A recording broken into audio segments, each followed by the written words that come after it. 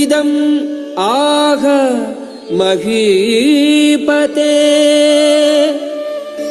ಹೇ ಅರಸನೇ, ಆಗ ಕಪಿಧ್ವಜನಾದ ಅರ್ಜುನನು ಯುದ್ಧ ಸನ್ನದ್ಧರಾದ ಕೌರವರನ್ನು ನೋಡಿದನು. ತನ್ನ ಧನುಸ್ಸನ್ನು ಎತ್ತಿ ಹಿಡಿದು ಬಾಣಗಳನ್ನು ಬಿಡಲು ಸಿದ್ಧನಾಗಿ ಶ್ರೀಕೃಷ್ಣನಿಗೆ ಈ ಮಾತುಗಳನ್ನು ಹೇಳಿದನು. ಅರ್ಜುನ ಉವಾಚ ಸೇನಯೋರುಭಯೋರ್ಮಧ್ಯೆ ರಥಂ ಸ್ಥಾಪಯಮೇಚ್ಯುತ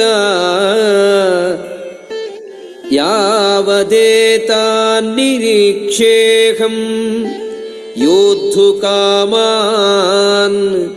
ಅವಸ್ಥಿತಾನ್ ಕೈರ್ಮಯಾ ಸಹ ಯೋದ್ಧವ್ಯಂ ಅಸ್ಮಿನ್ ರಣಸಮುದ್ಯಮೇ. ಅರ್ಜುನ ಹೇಳಿದ, ಹೇ ಅಚ್ಯುತ, ಯುದ್ಧ ಮಾಡಲು ಸನ್ನದ್ಧವಾಗಿರುವ ಇವರನ್ನು ಮತ್ತು ಈ ಘೋರ ಶಸ್ತ್ರ ಸ್ಪರ್ಧೆಯಲ್ಲಿ ನಾನು ಯಾರೊಡನೆ ಹೋರಾಡಬೇಕೋ ಅವರನ್ನು ನೋಡಲು ಸಾಧ್ಯವಾಗುವಂತೆ ಈ ಎರಡು ಸೈನ್ಯಗಳ ಮಧ್ಯೆ ನನ್ನ ರಥವನ್ನು ನಿಲ್ಲಿಸು. ಯೋತ್ಸ್ಯಮಾನಾನ್ ಅವೇಕ್ಷೇಹಂ ಯಯೇತೇತ್ರ ಸಮಾಗತಾಃ ಧಾರ್ತರಾಷ್ಟ್ರಸ್ಯ ದುರ್ಬುದ್ಧೇಃ ಯುದ್ಧೇ ಪ್ರಿಯಚಿಕೀರ್ಷವಃ. ದುರ್ಬುದ್ಧಿಯವನಾದ ಧೃತರಾಷ್ಟ್ರನ ಮಗನನ್ನು ಸುಪ್ರೀತಗೊಳಿಸುವ ಅಪೇಕ್ಷೆಯಿಂದ ಯುದ್ಧ ಮಾಡಲು ಇಲ್ಲಿಗೆ ಯಾರು ಯಾರು ಬಂದಿದ್ದಾರೆ ಎಂದು ನಾನು ನೋಡಲು ಬಯಸುತ್ತೇನೆ.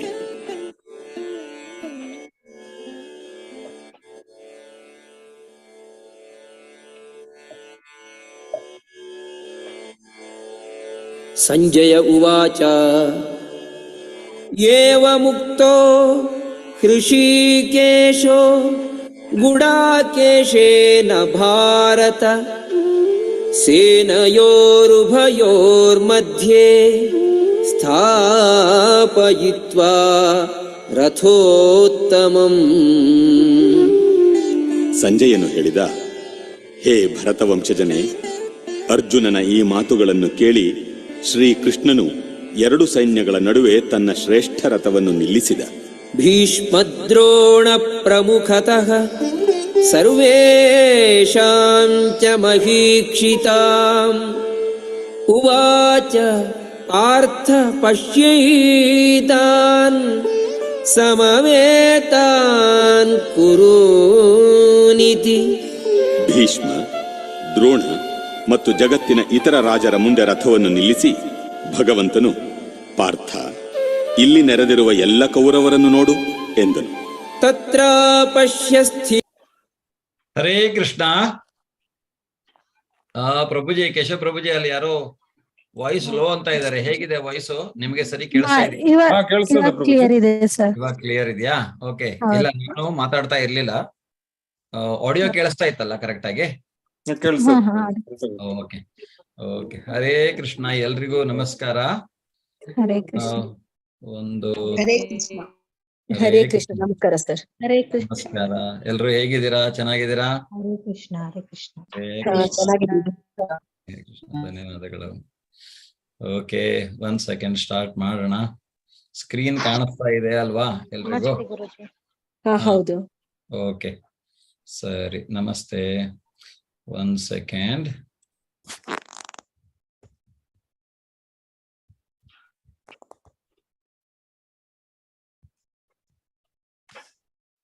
ಓಕೆ.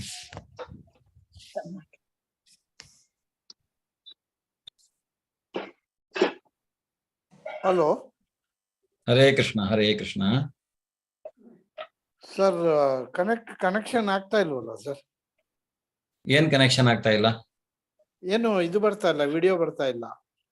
ಹೌದಾ? ಒಂದ್ಸಲ ಲಾಗೌಟ್ ಮಾಡಿ ಲಾಗಿನ್ ಮಾಡಿ. ಓಕೆ. ನೀವು ಉಳಿದವರಿಗೆಲ್ಲ ಕಾಣಿಸ್ತಾ ಇದೆ. ಒಂದೊಂದ್ಸಲ ನಮ್ದು ಪ್ರಾಬ್ಲಮ್, ನಿಮ್ದು ಅಂದ್ರೆ ಇಂಡಿವಿಜುವಲ್ ಪ್ರಾಬ್ಲಮ್ಸ್ ಇರತ್ತೆ. ಓಕೆ. ಹರೇ ಕೃಷ್ಣ, ಎಲ್ರಿಗೂ ನಮಸ್ಕಾರ. ಇಸ್ಕಾನ್ ಅವರು ಆಯೋಜಿಸಿರುವಂತಹ 18 ದಿವಸಗಳಲ್ಲಿ ಭಗವದ್ಗೀತೆಯನ್ನ ಅರ್ಥ ಮಾಡಿಕೊಳ್ಳುವ ಇವತ್ತಿನ ಮೊದಲನೇ ಅಧ್ಯಾಯ ಮೊದಲನೆಯ ಕ್ಲಾಸ್ಗೆ ತಮಗೆಲ್ಲರಿಗೂ ಸ್ವಾಗತ. ನನ್ನ ಹೆಸರು ಶಂಕರ್ ಹಿರೇಗಂಗೆ. ಕಳೆದ 3.5-4 ವರ್ಷದಿಂದ ನಾನು ಇಸ್ಕಾನ್ ಮಂಗಳೂರು ಜೊತೆಗೆ ನನ್ನನ್ನು ನಾನು ತೊಡಗಿಸಿಕೊಂಡಿದ್ದೇನೆ. ಕೃಷ್ಣ ಪ್ರಜ್ಞೆಯಲ್ಲಿ ಇದ್ದೇನೆ. ಮತ್ತೆ ಇವತ್ತು ನಾವು ಮೊದಲನೇ ಅಧ್ಯಾಯವನ್ನ ಸ್ಟಾರ್ಟ್ ಮಾಡ್ತಾ ಇದ್ದೇವೆ. ಇಂತಹ ಒಂದು ಉತ್ತಮವಾದಂತಹ ಒಂದು ಆಯ್ಕೆಯನ್ನ ನೀವು ಮಾಡಿಕೊಂಡು ಇವತ್ತು ಈ ಕ್ಲಾಸಿಗೆ ಬಂದಿದ್ದಕ್ಕೆ ಇಸ್ಕಾನ್ ಮಂಗಳೂರವರ ಪರವಾಗಿ ನಾನು ನಿಮಗೆ ಧನ್ಯವಾದವನ್ನು ಸಹಿತ ಅರ್ಪಿಸ್ತೇನೆ. ಸೊ ಭಗವದ್ಗೀತೆಯನ್ನ ಇವತ್ತಿನ ಅಧ್ಯಾಯವನ್ನ ಸ್ಟಾರ್ಟ್ ಮಾಡುವ ಮೊದಲು ನಾನು ನಿಮ್ಮಲ್ಲಿ ಕೆಲವೊಂದು ಪ್ರಶ್ನೆಯನ್ನ ಕೇಳಲಿಕ್ಕೆ ಬಯಸ್ತೇನೆ. ಯಾರಾದ್ರೂ ನೀವು ಆನ್ಸರ್ ಮಾಡಬಹುದು. ಓಕೆ, ಮೊದಲನೇದಾಗಿ ಭಗವದ್ಗೀತೆಯಿಂದ ನಾವು ಏನು ಉಪಯೋಗವನ್ನ ಪಡೆಯಬಹುದು? ಭಗವದ್ಗೀತೆಯನ್ನ ನಾವು ಯಾಕೆ ಕೇಳಬೇಕು? ಯಾರಾದ್ರೂ ಒಂದಿಬ್ರು ನೀವು ನನಗೆ ಆನ್ಸರ್ ಮಾಡೋದಿದ್ರೆ ನೀವು ಹ್ಯಾಂಡ್ ರೇಸ್ ಮಾಡಬಹುದು. ಕೇಶವ್ ಪ್ರಭುಜಿ ಇದ್ದಾರೆ ನನ್ನ ಜೊತೆಗೆ ಕೋ ಹೋಸ್ಟ್ ಆಗಿ, ಅವರು ನಿಮಗೆ ಅನ್ಮ್ಯೂಟ್ ಮಾಡ್ತಾರೆ. ಓಕೆ, ನೀವು ಹ್ಯಾಂಡ್ ರೈಸ್ ಮಾಡಿ. ಯಾರಾದ್ರೂ ಇಲ್ಲ, ಯಾರಾದ್ರೂ ಒಬ್ರಿಬ್ರಿಗ ಅನ್ಮ್ಯೂಟ್ ಮಾಡುವ, ನೀವು ಅನ್ಮ್ಯೂಟ್ ಮಾಡ್ಕೊಂಡೇ ಇರ್ತೀರಾ, ನೀವು ಮಾಡಿ ಹೇಳಬಹುದು. ಜೀವನದ ಮೌಲ್ಯಗಳನ್ನು ತಿಳಿದುಕೊಳ್ಳಿಕ್ಕೆ, ಜೀವನದ ಮೌಲ್ಯವನ್ನ ತಿಳಿದುಕೊಳ್ಬೇಕು ಅಂತ. ಓಕೆ, ಧನ್ಯವಾದಗಳು ಮಾತಾಜಿ. ಮತ್ತೆ ಪಲ್ಲವಿ ಮಾತಾಜಿ, ನೀವು ಅನ್ಮ್ಯೂಟ್ ಮಾಡಿ. ಉಮೇಶ್ ಅವರು ಒಬ್ಬರಾದ್ಮೇಲೆ ಒಬ್ರು ಅನ್ಮ್ಯೂಟ್ ಮಾಡಿ ಹೇಳಿ. ನಮಸ್ಕಾರ ಸರ್. ನಮಸ್ಕಾರ. ನಾನು ಉಮೇಶ್ ಮಂಗಳೂರ್ ಅಂತ ಹೇಳಿ ಮಾತಾಡೋದು, ಪುಣೆಯಿಂದ ಮಾತಾಡ್ತಾ ಇದ್ದೀನಿ. ಹೇಳಿ ಪ್ರಭುಜಿ. ಅರ್ಜುನ ಯಾವ ರೀತಿ ದ್ವಂದ್ವದೊಳಗೆ ಸಿಕ್ಕೊಂಡಿದ್ದ, ಅದೇ ರೀತಿ ನಾವು ನಮ್ಮ ದಿನನಿತ್ಯ ದಿನಚರಿಯಲ್ಲಿ ನಾವು ಭಗವದ್ಗೀತೆಯಿಂದ ನಾವು ಹೇಗೆ ಬಾಳ್ಬೇಕು ಅನ್ನೋದು ನಮ್ ಕಲ್ತ್ಕೋಬೇಕಾಗಿದೆ. ಓಕೆ, ಧನ್ಯವಾದಗಳು. ಸೊ ಅರ್ಜುನನ ದ್ವಂದ್ವತೆ, ಪ್ರಭುಜಿ, ನಮ್ಮ ಎಲ್ಲಾ ಸಮಸ್ಯೆಗಳಿಗೂ ಭಗವದ್ಗೀತೆಯಿಂದ ನಮ್ಗೆ ಉತ್ತರ ಸಿಗುತ್ತೆ ಪ್ರಭುಜಿ. ಎಲ್ಲಾ ಸಮಸ್ಯೆಯಿಂದನೂ ನಮ್ಗೆ ಸಮಸ್ಯೆಗಳಿಗೂ ಭಗವದ್ಗೀತೆ ಸಮಸ್ಯೆ ಪರಿಹಾರ ಒಂದು ನಮಗೆ ಉತ್ತರ ಸಿಕ್ಕೊಡುವಂತಹ ಒಂದು ಗ್ರಂಥ. ನಾವು ಮಾಡಿರ್ತಕ್ಕಂತ ಒಂದು ಪಾಪ ಪುಣ್ಯದ ಬಗ್ಗೆ ತಿಳ್ಕೊಳಕ್ಕಾಗತ್ತೆ ಪ್ರಭುಜಿ. ಓಕೆ, ನಮ್ಮ ಜೀವನದಲ್ಲಿ ಅತ್ಯುನ್ನತ ಜೀವನವನ್ನ ಸಾಧಿಸೋದಕ್ಕೆ ನಮಗೆ ಭಗವದ್ಗೀತೆ. ಓಕೆ, ಧನ್ಯವಾದಗಳು. ಈಗ ಯಾರಿಗಾದ್ರೂ ಇಸ್ಕಾನ್ ಬಗ್ಗೆ ಗೊತ್ತಿದ್ಯಾ? ಗೊತ್ತಿದೆ ಪ್ರಭು. ಇಸ್ಕಾನ್ ಏನು? ಇಸ್ಕಾನ್ ಹೆಸರು. ಹಲೋ, ಹೇಳಿ ಪ್ರಭುಜಿ. ಕೇಳಿಸ್ತಾ ಇದೆಯಾ? ಕೇಳಿಸ್ತಾ ಇದೆ. ನಾನು ಸುಮಾರು 1998ರಿಂದ ಬ್ಯಾಂಗ್ಳೂರ್ನಲ್ಲಿ ಇಸ್ಕಾನ್ ಅಲ್ಲಿ ನಾನು ಅಸೋಸಿಯೇಷನ್ ಇದೆ. ಹರೇ ಕೃಷ್ಣ. ನಾನು ಸುಮಾರು ಪ್ರವಚನಗಳನ್ನೆಲ್ಲ ಕೇಳಿದ್ದೀನಿ. ಜೊತೆಗೆ ನನ್ನ ಜೀವನದಲ್ಲಿ ಪರಿಪೂರ್ಣವಾದ ಪರಿವರ್ತನೆ ಆಗಿದೆ. ನನ್ನ ಎಷ್ಟೋ ಸಮಸ್ಯೆಗಳು, ನನ್ನ ಏನು ದಾರಿ ತೋರ್ದೇನೆ ತಂದೆ ತಾಯಿಗಳು ಎಲ್ಲರೂ ಯಾರು ಇಲ್ಲ ಈಗ ನನಗೆ. ಒಬ್ನೇ ಇದ್ದಾಗ ಮಾರ್ಗದರ್ಶನ ಬೇಕು ಅಂತ ಅಂದಾಗ, ಕೃಷ್ಣನ್ ಕಡೆ ನೋಡಿದಾಗ, ಇಸ್ಕಾನ್ ಕಡೆ ನೋಡಿದಾಗ, ಅವ್ರ ಜೊತೆ ಮಾತುಕತೆ ಮಾಡಿದಾಗ ಎಲ್ಲ ಸಮಸ್ಯೆಗಳು ತುಂಬಾ ಪರಿಹರಿತ ಆಗ್ತಾ ಇತ್ತು. ಹಾಗಾಗಿ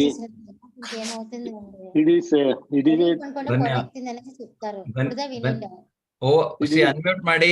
ಒಬ್ರು ಶೇರ್ ಮಾಡ್ತಾ ಇರುವಾಗ ಓವರ್ ಟಾಕಿಂಗ್ ಮಾಡ್ಬೇಡಿ. ಪ್ರಭುಜಿ, ಕೇಶವ್ ಪ್ರಭುಜಿ ನೋಡ್ಬೇಕು ನೀವು. ಒಬ್ರು ಶೇರ್ ಮಾಡ್ತಾ ಇರುವಾಗ ಯಾರಾದ್ರೂ ಓವರ್ ಟಾಕಿಂಗ್ ಮಾಡಿದ್ರೆ ಅವರನ್ನ ಮ್ಯೂಟ್ ಮಾಡ್ಬೇಕು. ಪ್ರಭುಜಿ ಮಾತಾಡ್ಬೋದಾ? ಪ್ರಭುಜಿ ಕೇಳಿಸ್ತಾ ಇದೆಯಲ್ಲ? Okay okay. ಪ್ರಭುಜಿ, ನಿಮ್ಮ ಹೆಸರೇನು? ಈಗ ಶೇರ್ ಮಾಡಿದ್ರೆ ನರಸಿಂಹನ್. ಪ್ರಭುಜಿ, ಥ್ಯಾಂಕ್ ಯು ಪ್ರಭುಜಿ, ಧನ್ಯವಾದಗಳು ಶೇರ್ ಮಾಡಿದ್ದಕ್ಕೆ. ಸೊ ಈಗ ನಾವು ಕ್ಲಾಸ್ ಅನ್ನ ಏನು ಡಿಲೇ ಮಾಡ್ದೇನೆ ಇವತ್ತಿನ ಈ ಕ್ಲಾಸ್ ಅನ್ನ ಸ್ಟಾರ್ಟ್ ಮಾಡೋಣ. ಯಾಕೆಂದ್ರೆ ತುಂಬಾ ಕವರ್ ಮಾಡೋದಕ್ಕಿದೆ. ಇವತ್ತು ಒಂದ್ ಸ್ವಲ್ಪ ಜಾಸ್ತಿ ಆಗ್ಬಹುದು ಟೈಮು. ಮತ್ ನಾಳೆಯಿಂದ ಆಲ್ಮೋಸ್ಟ್ ನಾವು ಆದಷ್ಟು 1 ಅವರ್ಗೆ ರೆಸ್ಟ್ರಿಕ್ಟ್ ಮಾಡೋಣ. ಇವತ್ತು ಮೊದಲನೇ ಕ್ಲಾಸ್ ಆಗಿರೋದ್ರಿಂದ ಸ್ವಲ್ಪ ಸಮಯ ಆಗಬಹುದು. ಸೊ ಹೇಗೆ ನೀವೆಲ್ಲ ಹೇಳಿದ ಹಾಗೇನೆ ಇದು ಭಗವದ್ಗೀತೆ ಅಂದ್ರೆ ಏನು, ಇಸ್ಕಾನ್ ಏನು, ಅದ್ರ ಬಗ್ಗೆ ಒಂದು ಸ್ವಲ್ಪ ನಾವು ಇವತ್ತಿನ ಈ ಕ್ಲಾಸ್ ಅನ್ನ ಪ್ರಾರ್ಥನೆಯೊಂದಿಗೆ ಸ್ಟಾರ್ಟ್ ಮಾಡೋಣ. ಓಂ ಅಜ್ಞಾನತಿಮಿರಾಂಧಸ್ಯ ಜ್ಞಾನಾಂಜನ ಶಲಾಕಯ ಚಕ್ಷುರುನ್ಮೀಲಿತಂ ಯೇನ ತಸ್ಮೈ ಶ್ರೀ ಗುರವೇ ನಮಃ. ಶ್ರೀ ಚೈತನ್ಯ ಮನೋಭೀಷ್ಟಂ ಸ್ಥಾಪಿತಂ ಯೇನ ಭೂತಲೆ ಸ್ವಯಂ ರೂಪ ಕದಾ ಮಹ್ಯಂ ददाति स्वपदान्तिकं वन्देऽहं श्रीगुरो श्रीयुतपदकमलं श्रीगुरुन् वैष्णवांश श्रीरूपं साग्रजातं सहगणरघुनाथान्वितं तं सजीवं साद्वैतं सावधूतं परिजनसहितं कृष्णचैतन्यदेवं श्रीराधाकृष्णपादान् सहगणललिता श्रीविशाखान्वितांश हे कृष्णा करुणा सिन्धो दीनबन्धो जगत्पते गोपेश गोपिका कान्ता राधा कान्त नमोस्तुते तप्तकाञ्चन गौराङ्गे राधे वृन्दावनेश्वरी सुते देवी प्रणमामि हरिप्रिये वाञ्छाकल्पतरुभ्यश्च कृपा सिन्धुभ्य एव च पतितानां पावनेभ्यो वैष्णवेभ्यो नमो नमः। नमो पादाय कृष्णप्रेष्ठाय भूतले श्रीमते भक्तिवेदान्त स्वामिनिति नामिने नमस्ते सारस्वते देवे गौरवाणी प्रचारिणे निर्विशेष शून्यवादी पाश्चात्यादेशतारिणे जय श्री कृष्ण चैतन्य प्रभो नित्यानंद श्री अद्वैत गदाधर श्रीवासादि गौर भक्त वृंदा हरे कृष्ण कृष्ण कृष्ण हरे हरे हरे राम राम राम हरे हरे हरे कृष्ण कृष्ण कृष्ण हरे हरे हरे राम राम राम हरे हरे हरे कृष्ण कृष्ण कृष्ण हरे हरे हरे राम राम राम हरे हरे हरे कृष्ण। ಮತ್ತೊಮ್ಮೆ ಈಗ ಈ ಭಗವದ್ಗೀತೆಯನ್ನ ನಾವು ನಿಮ್ಗೆ ಸಾದರ ಪಡಿಸ್ತಾ ಇದ್ದೇವೆ. 18 ದಿನ ಪ್ರತಿದಿನ ಒಂದೊಂದು ಅಧ್ಯಾಯ ನಾವು ಹೇಳ್ತಾ ಇದ್ದೇವೆ ಇಲ್ಲಿ. ಆದ್ರೆ ಈ ಅಧ್ಯಾಯಗಳನ್ನ ನಾವು ನಿಮ್ಗೆ ಹೇಗೆ ಎಲ್ಲಿಂದ ಪ್ರಸ್ತುತಪಡಿಸ್ತಾ ಇದ್ದೇವೆ ಅಂದ್ರೆ ನಮ್ಮ ಪೂಜ್ಯ ಜಗದ್ಗುರುಗಳಾದಂತಹ ಶ್ರೀ ಶ್ರೀ AC ಭಕ್ತಿವೇದಾಂತ ಪ್ರಭುಪಾದರ ಬೋಧನೆಗಳ ಆಧಾರದ ಮೇಲೆ ಇದನ್ನ ನಾವು ನಿಮಗೆ ಸಾದರ ಪಡಿಸ್ತಾ ಇದ್ದೇವೆ. ಇವರು ಶ್ರೀಲಾ ಪ್ರಭುಪಾದರು ಅಂತ ನಾವು ಅವರನ್ನ ಕರೀತೇವೆ. ಇವರು ಜಗದ್ಗುರುಗಳು, ಇಸ್ಕಾನ್ ಸಂಸ್ಥೆಯ ಸಂಸ್ಥಾಪಕರು, ಇವರು ಫೌಂಡರ್. ನಮ್ಮ ಇಸ್ಕಾನ್ ಅಂದ್ರೆ ಏನು? International society for Krishna consciousness, ಅಂದ್ರೆ ಒಂದು ಅಂತಾರಾಷ್ಟ್ರೀಯ ಕೃಷ್ಣ ಪ್ರಜ್ಞಾ ಸಂಸ್ಥೆ ಅಂತ ನಾವು ಕನ್ನಡದಲ್ಲಿ ಹೇಳ್ತೇವೆ. ಅಂದ್ರೆ ಗ್ಲೋಬಲಿ ನಾವು ಏನು ವಸುದೈವ ಕುಟುಂಬಕಂ ಅಂತೀವಿ, ಅಂತಹ ಒಂದು ಇದು ಅಂತಾರಾಷ್ಟ್ರೀಯ ಮಟ್ಟದಲ್ಲಿ ಈ ಒಂದು ಕೃಷ್ಣ ಪ್ರಜ್ಞೆಯ ಸಂಸ್ಥೆ. ಯಾಕೆ ಅಂದ್ರೆ ನಿಮ್ಗೆ ಈ ಭಗವದ್ಗೀತೆ ಕೃಷ್ಣ ಪ್ರಜ್ಞೆ ಅಂದರೆ ಏನು ಅನ್ನೋದು ನಮ್ಗೆ ಪೂರ್ತಿಯಾಗಿ ಅರ್ಥವಾಗುವುದು ಖಂಡಿತವಾಗಿಯೂ ನಿಮಗೆ ಈ ಭಗವದ್ಗೀತೆಯಿಂದ ಅರ್ಥ ಆಗತ್ತೆ ಅನ್ನುವಂತಹದ್ದನ್ನ ನಾನು ಅಂದ್ರೆ ನನ್ನ ಇದರಿಂದ ಅನುಭವದಿಂದ ಹೇಳ್ತಾ ಇದ್ದೇನೆ. ಸೊ ಇವರ ಬಗ್ಗೆ ನಾವು ಸ್ವಲ್ಪ ಒಂದು ಚಿಕ್ಕ ಇವ್ರ ಬಗ್ಗೆ ತಿಳ್ಕೊಳ್ಳೋಣ. ಸೊ ಇಲ್ಲಿ ನಾವು ಇವ್ರ ಬಗ್ಗೆ ತಿಳ್ಕೊಳ್ಳಿಕ್ಕೆ ಹೋದ್ರೆ, ಇವರು 1800 ಇವರ ಜನನ ಆಗುವಂತಹದ್ದು 1896ರಲ್ಲಿ. ಆಮೇಲೆ 1901ರಲ್ಲಿ ಅವರು ಆವಾಗಲೇ ಏನಾಗತ್ತೆ, ತಮ್ಮ ಇದಕ್ಕೆ ಚಿಕ್ಕಂದಿನದಲ್ಲೇ ಅವರಿಗೆ ಏನೋ ಒಂದು ಭಗವಂತನ ಮೇಲೆ ಸೆಳೆತ ಇರುತ್ತೆ. ಅದೇ ರೀತಿಯಾಗಿ ಅವರು ಈ ಪುರಿಯ ಜಗನ್ನಾಥನ ರಥಯಾತ್ರೆಯನ್ನ ತಮ್ಮ ಗೆಳೆಯರ ಕೂಡಿ ಮಾಡ್ತಾ ಇದ್ರು. ಆದ್ರೆ ಅವ್ರ ತಂದೆಯವರು ಏನ್ ಮಾಡ್ತಾರೆ, ಅವನ ಆ ಇದರನ್ನ ನೋಡ್ಬಿಟ್ಟು ಅಂದ್ರೆ ಶ್ರೀಲಾ ಪ್ರಭುಪಾದರು ಚಿಕ್ಕವರು ಇರುವಾಗ ಅಭಯ ಚರಣ್ ಅಂತ ಅವರು ಹೆಸರು, ಮೊದಲನೇ ಹೆಸರು, ಪ್ರೀ ಸನ್ಯಾಸತ್ವ ತಗೊಳ್ಳುವ ಮೊದಲು. ಸೊ ಅಭಯ ಚರಣ ಈ ತರ ಮಾಡ್ತಾ ಇದ್ದಂತ ಅವರಿಗೆ ಒಂದು ಮರದ ರಥವನ್ನ ಸಹಿತ ಮಾಡ್ಕೊಡ್ತಾ ಇದ್ರು. ಅದಾದ್ಮೇಲೆ ಅವರು 1916ರಲ್ಲಿ ಅವರು ಆಕ್ಚುಲಿ ಇಂಗ್ಲಿಷ್ ಅಲ್ಲಿ ತುಂಬಾ ಸ್ಕಾಲರ್ ಆಗಿರ್ತಾರೆ. ಇಲ್ಲಿ ನೋಡ್ಬಹುದು ಇವರು ಗುರುಗಳವರು ಭಕ್ತಿ ವೇದಾಂತ ಸರಸ್ವತಿ ಠಾಕೂರ್ ಅಂತ ಅವರು, ಭಕ್ತಿ ಸಿದ್ಧಾಂತ ಸರಸ್ವತಿ ಠಾಕೂರ್ ಅವರವರುಗಳು. ಅವ್ರ ಊರಿಗೆ ಬಂದಿರ್ತಾರೆ, ಅವರೊಬ್ಬ ಗೆಳೆಯರು ಹೇಳ್ತಾರೆ ಹೀಗೆ ಅವ್ರ ಗುರುಗಳು ಬಂದಿದ್ದಾರೆ, ನೀನ್ ನೋಡ್ಬೇಕು. ಆಗ ಅವ್ರಿಗೆ ಏನ್ ಅನ್ಸತ್ತೆ, ಬೇಡಪ್ಪ ಅಲ್ಲಿ ಅವ್ರನ್ನೆಲ್ಲ ನಾನು ನೋಡೋದಿಲ್ಲ. ಯಾಕೆಂದ್ರೆ ಎಲ್ಲಾ ಗುರುಗಳು ಅಂದ್ರೆ ಕೆಲವರು ಸೋಗಲಾಡಿ ಗುರುಗಳು ಇರ್ತಾರೆ. ಯಾಕೆಂದ್ರೆ ಅವ್ರ ತಂದೆಯವರು ಅವರು ಹಾಗೆ ಅಂದ್ರೆ ಇದು ಸಾತ್ವಿಕರಾಗಿರ್ತಾರೆ. ಮನೆಗೆ ಎಲ್ಲ ಸನ್ಯಾಸಿಗಳನ್ನೆಲ್ಲ ಕರೆದು ಸತ್ಕಾರ ಮಾಡುವಂತಹ ಫ್ಯಾಮಿಲಿ ಆಗಿರತ್ತೆ ಅವ್ರದ್ದು. ಆದ್ರಿಂದ ಅವ್ರು ಏನ್ ಮಾಡ್ತಾರೆ, ಅಲ್ಲಿ ಕೆಲವರು ಸರಿಯಾಗಿ ಇರ್ತಾ ಇರ್ಲಿಲ್ಲ. ಸೋಗಲಾಡಿ ಸನ್ಯಾಸಿಗಳನ್ನು ಸಹಿತ ನೋಡಿದ್ರು. ಅವರಿಗೆ ಬೇಡ ಅಂತ ಆದ್ರೂನು ಗೆಳೆಯನ ಒತ್ತಾಯದ ಮೇರೆಗೆ ಅವರು ಈ ಗುರುಗಳನ್ನ ಭೇಟಿ ಆಗ್ತಾರೆ. ಇದು ಭಕ್ತಿ ಸಿದ್ಧಾಂತ ಸರಸ್ವತಿ ಠಾಕೂರ್ ಅವರನ್ನ ಭೇಟಿಯಾಗಿ ಆಮೇಲೆ ಅವ್ರು ಹೇಳ್ತಾರೆ, ಅವರ ಇಂಗ್ಲಿಷ್ ಬಗ್ಗೆ ನಾಲೆಜ್ ಇರೋದ್ರಿಂದ ಅವ್ರು ಹೇಳ್ತಾರೆ, ನೀನು ಈ ಭಗವಂತನ ಸಂದೇಶವನ್ನ ಇಂಗ್ಲಿಷ್ ನಲ್ಲಿ ನೀನು. ಆಗ ಬ್ರಿಟಿಷರ ಆಳ್ವಿಕೆ, ಅವರು ಆಲ್ರೆಡಿ ಗಾಂಧೀಜಿಯವರ ಜೊತೆಗೆ ತಮ್ಮನ್ನ ತಾವು ತೊಡಗಿಸ್ಕೊಂಡಿರ್ತಾರೆ ಸ್ವಾತಂತ್ರ್ಯ ಚಳುವಳಿಯಲ್ಲಿ. ಅವ್ರು ಹೇಳ್ತಾರೆ ತನಗೆ ಸ್ವಾತಂತ್ರ್ಯ ಚಳುವಳಿ ಮಾಡಬೇಕು, ಸ್ವಾತಂತ್ರ್ಯ ಅದರಲ್ಲಿ ನನಗೆ ಇದೆಲ್ಲ ಆಗಲ್ಲ ಅಂತ ಒಂದ್ಸಲ. ಆದ್ರೂ ಆ ಗುರುಗಳ ಏನೋ ಒಂದು ಭಗವಂತನ ಒಂದು ಇಚ್ಛೆ ಅಂತ ಇದ್ರೆ ಏನಾದ್ರೂ ಆಗತ್ತೆ. ಆದ್ರಿಂದ ಏನೋ ಅವರ ಮನಃ ಪರಿವರ್ತನೆ ಆಗತ್ತೆ. ಅವ್ರು ಹೇಳ್ತಾರೆ ನೀನು ಈ ತರ ಸಂದೇಶವನ್ನ ನೀನು ಭಗವಂತನ ಅಂದ್ರೆ ಇಂಗ್ಲಿಷ್ ನಲ್ಲಿ ಹೇಳಬೇಕು, ಇಂಗ್ಲಿಷಿಗೆ ಅನುವಾದ ಮಾಡಬೇಕು ಅನ್ನುವಂತ ಸಂಸ್ಕೃತದಿಂದ. ಆಮೇಲೆ ಅವ್ರ ಏನಾಗತ್ತೆ ಬ್ಯಾಕ್ ಟು ಮರಳಿ ಭಗವಂತನ ಕಡೆಗೆ ಅನ್ನುವಂತ ಮ್ಯಾಗಝಿನ್ ಅನ್ನ ತಾವೇ ಪ್ರೊಡ್ಯೂಸ್ ಮಾಡ್ಲಿಕ್ಕೆ ಶುರು ಮಾಡ್ತಾರೆ. ಆಮೇಲೆ ಆ ರೀತಿಯಾಗಿ ಮಾಡಿದ್ಮೇಲೆ ಅವರು ಅಂದ್ರೆ ಅವರು ಇದರಲ್ಲಿ ಇಂಗ್ಲಿಷ್ ಅಲ್ಲಿ ಸ್ಕಾಲರ್ ಆಗಿ ಹೊರಗೆ ಬರ್ತಾರೆ ಕೋಲ್ಕತ್ತಾದಲ್ಲಿ. ಆಮೇಲೆ ಅವರು 1922ರಲ್ಲಿ ಇವರನ್ನ ಭೇಟಿಯಾಗಿರುವಂತಹದ್ದು. ಆಮೇಲೆ 1925ರಲ್ಲಿ ಅವ್ರೇನ್ ಮಾಡ್ತಾರೆ, ವೃಂದಾವನವನ್ನ ವಿಸಿಟ್ ಮಾಡ್ತಾರೆ. ಆಮೇಲೆ 1928ರಲ್ಲಿ ಅವ್ರೇನ್ ಮಾಡ್ತಾರೆ, ಅಲಹಾಬಾದ್ ಅಲ್ಲಿ ಹೋಗಿ 1932ರಲ್ಲಿ ತಮ್ಮ ಮೊದಲ ಇನಿಷಿಯೇಷನ್ ಅಂದ್ರೆ ಅವರು ಗುರುಗಳಿಗೆ ಶರಣಾಗತರಾಗಿ ಗುರುಗಳ ಹತ್ರ ಒಂದು ಇದನ್ನ ಸ್ವೀಕಾರ ಮಾಡ್ತಾರೆ, ಆಶ್ರಯವನ್ನ. ಆಮೇಲೆ 1935ರಲ್ಲಿ ಅವ್ರೇನ್ ಮಾಡ್ತಾರೆ, ಅವರು ನಿಜವಾದ ಈ ಗುರುಗಳು ಏನಿರ್ತಾರೆ ಅವರು ಅವ್ರ ಹತ್ರ ಹೋಗಿ ಸನ್ಯಾಸವನ್ನ ಸ್ವೀಕಾರ ಮಾಡಿ ಆಮೇಲೆ 1939ರಲ್ಲಿ ಅವರು ಭಕ್ತಿ ವೇದಾಂತ ಅನ್ನುವಂತಹ ಒಂದು ಬಿರುದನ್ನ ಪಡಿತಾರೆ.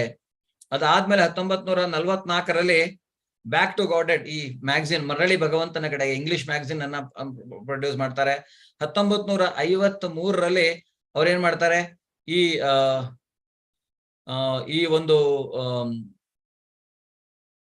ಸ್ಕಿಂದಿಯಾ ಅನ್ನುವಂತಹ ಒಂದು ಹಡಗಲ್ಲಿ ಅವರಿಗೆ ಆಲ್ರೆಡಿ ಆವಾಗ 65 ವರ್ಷ ದಾಟಿತ್ತು.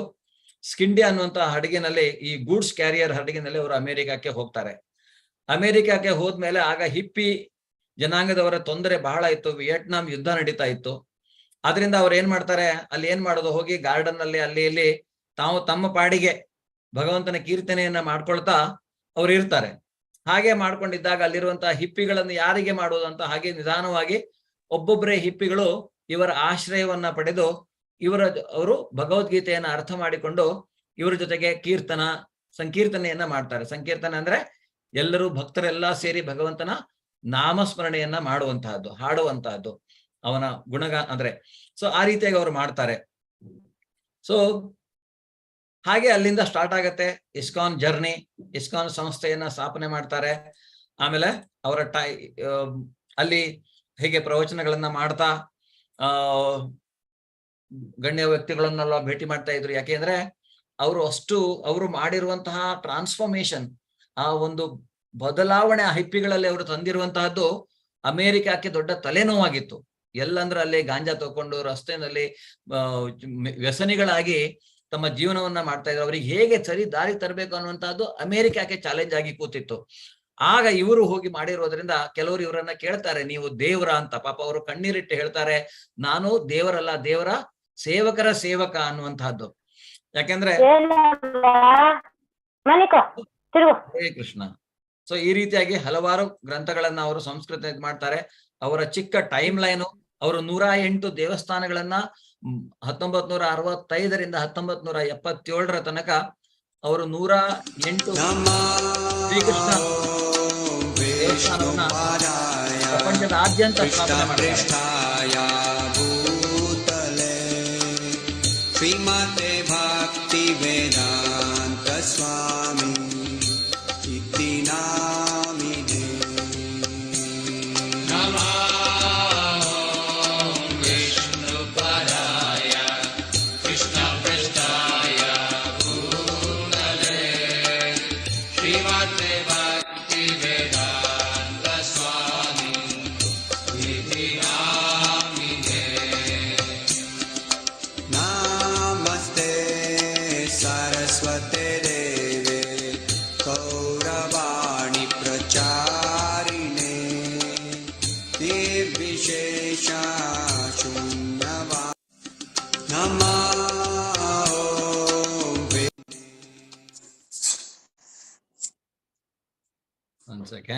ಸೊ ಇಲ್ಲಿ ನೋಡಬಹುದು ನೀವು.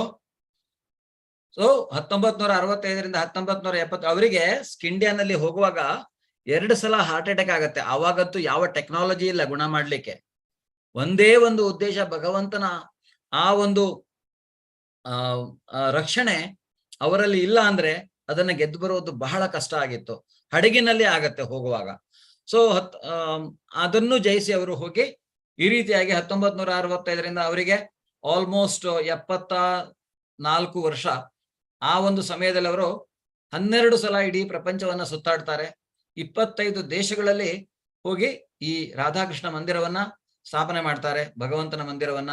ಇಲ್ಲಿ ನೋಡ್ಬಹುದು ನೀವು, ಆಸ್ಟ್ರೇಲಿಯಾದಲ್ಲಿ 6 ದೇವಸ್ಥಾನ, ಕೆನಡಾ 2, ಈ ತರ ಹಲವಾರು ರೀತಿಯ ದೇವಸ್ಥಾನಗಳನ್ನ ಅವರು, ಅಂದ್ರೆ ಹಲವಾರು ದೇಶಗಳಲ್ಲಿ ದೇವಸ್ಥಾನವನ್ನ ಮಾಡ್ತಾರೆ. ಹರೇ ಕೃಷ್ಣ. ನಾನು ಸ್ವಲ್ಪ ಎಲ್ಲರನ್ನು ಮ್ಯೂಟ್ ಅಲ್ಲಿ ಇಡ್ತೇನೆ. ನೀವೆಲ್ಲ ಹ್ಯಾಂಡ್ ರೇಸ್ ಮಾಡಿ ಏನಾದ್ರೂ ಹೇಳಬೇಕಂದ್ರೆ.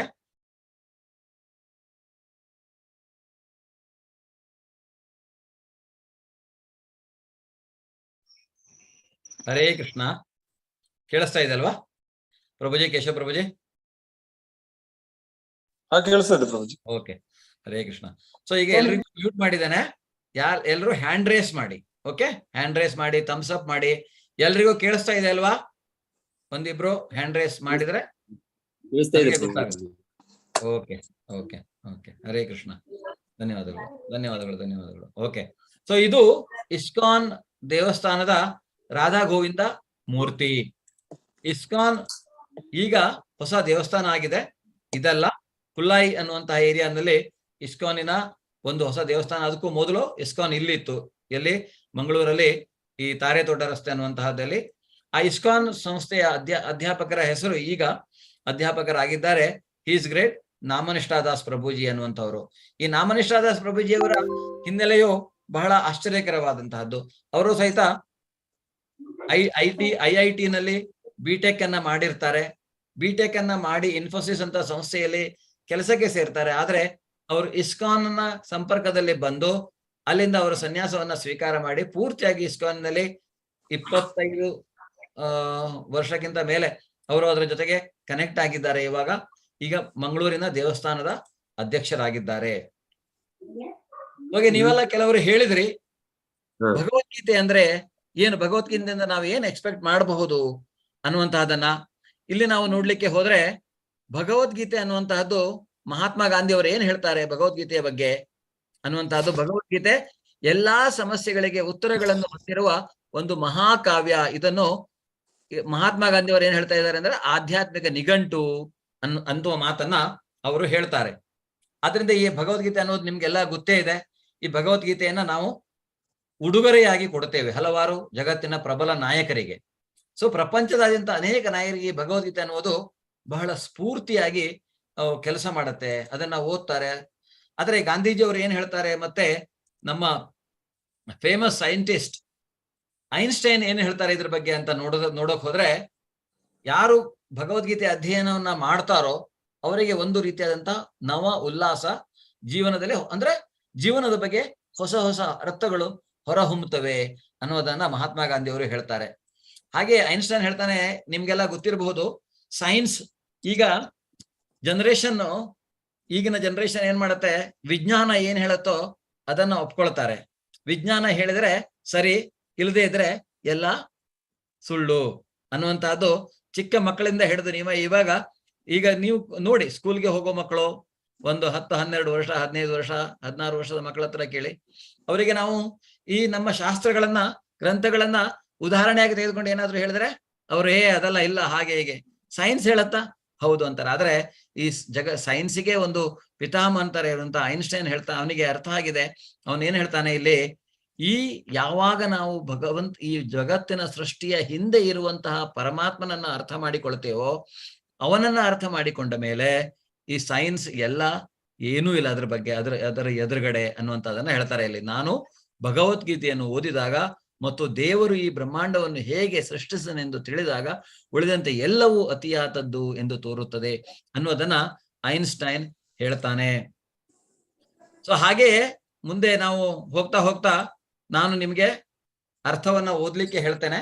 ನೀವು ಯಾರ್ಯಾರು ಓದ್ಲಿಕ್ಕೆ ರೆಡಿ ಇದ್ದೀರೋ ದಯವಿಟ್ಟು ಕೈ ಎತ್ತಿ ಇಟ್ಕೊಳ್ಳಿ, ಭಗವದ್ಗೀತೆ ಅಧ್ಯಾಯ ಸ್ಟಾರ್ಟ್ ಮಾಡಿದ್ಮೇಲೆ. ಈಗ ನಾವು ಇಸ್ಕಾನ್ ಭಗವದ್ಗೀತೆಯನ್ನ ಭಗವದ್ಗೀತೆ ಯಥಾರೂಪ ಅಂತ, ಯಥಾರೂಪ ಅಂದ್ರೆ ಏನು? ಯಥಾರೂಪ ಅಂದ್ರೆ ಯಾರು ಹೇಳ್ತೀರಾ? ಯಾರಾದ್ರೂ ಒಬ್ರು ಯಥಾರೂಪ? ಓಕೆ, ನನಗೆ ಇದರ ಅರ್ಥ ಹೇಳುವರಿದ್ರೆ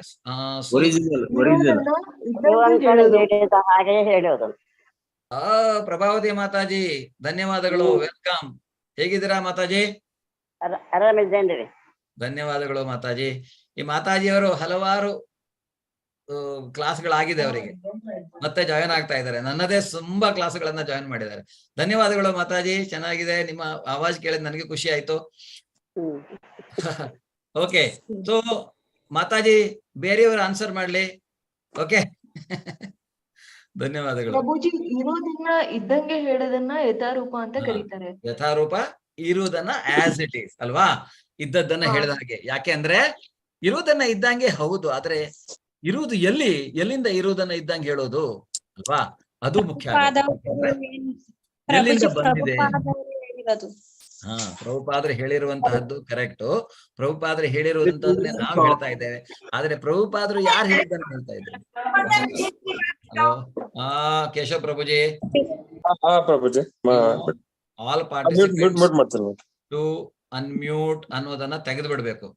ನಾನು ಮಾಡಿದ್ದೀನಿ ಆಲ್ರೆಡಿ, ನೀವು ಮತ್ತೆ ಅನ್ಮ್ಯೂಟ್ ಅದ್ ಮಾಡ್ಬೇಡಿ. ಓಕೆ ಓಕೆ, ಯಾಕೆಂದ್ರೆ ಓವರ್ಲ್ಯಾಪ್ ತುಂಬಾ ಆಗತ್ತೆ. ಒಬ್ಬೊಬ್ಬರಿಗೆ ಅನ್ಮ್ಯೂಟ್ ಮಾಡೋಣ. ಪಲ್ಲವಿ ಅವರೇ ಅನ್ಮ್ಯೂಟ್ ಮಾಡಿ, ಹೇಳಿ.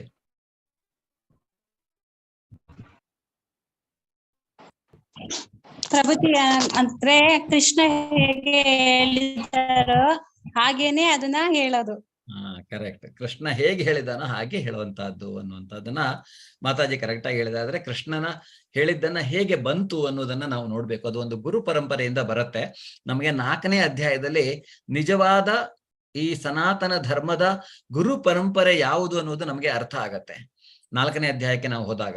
ಸೊ ಅಲ್ಲಿ ತನಕ ಅದು ಹಾಗೆ ಇರ್ಲಿ, ಅದಕ್ಕಾಗಿ ಇದನ್ನ ಯಥಾರೂಪ ಅಂತ ಕರೆದಿರುವಂತಹದ್ದು. ನೀವು ಹೇಳಿದಾಗೆ ಈ ಮೊಬೈಲ್ಗೆ ನಾವು ಒಂದು ಡೇಟಾ ಕನೆಕ್ಟ್ ಮಾಡಿ ಡೇಟಾ ಟ್ರಾನ್ಸ್ಫರ್ ಮಾಡ್ಬೇಕಂದ್ರೆ ಅದು ವಾಯರ್ ಏನಾದ್ರು ಕಟ್ ಆಗಿದ್ರೆ ಡೇಟಾ ಟ್ರಾನ್ಸ್ಫರ್ ಆಗಲ್ಲ ಅಲ್ವಾ.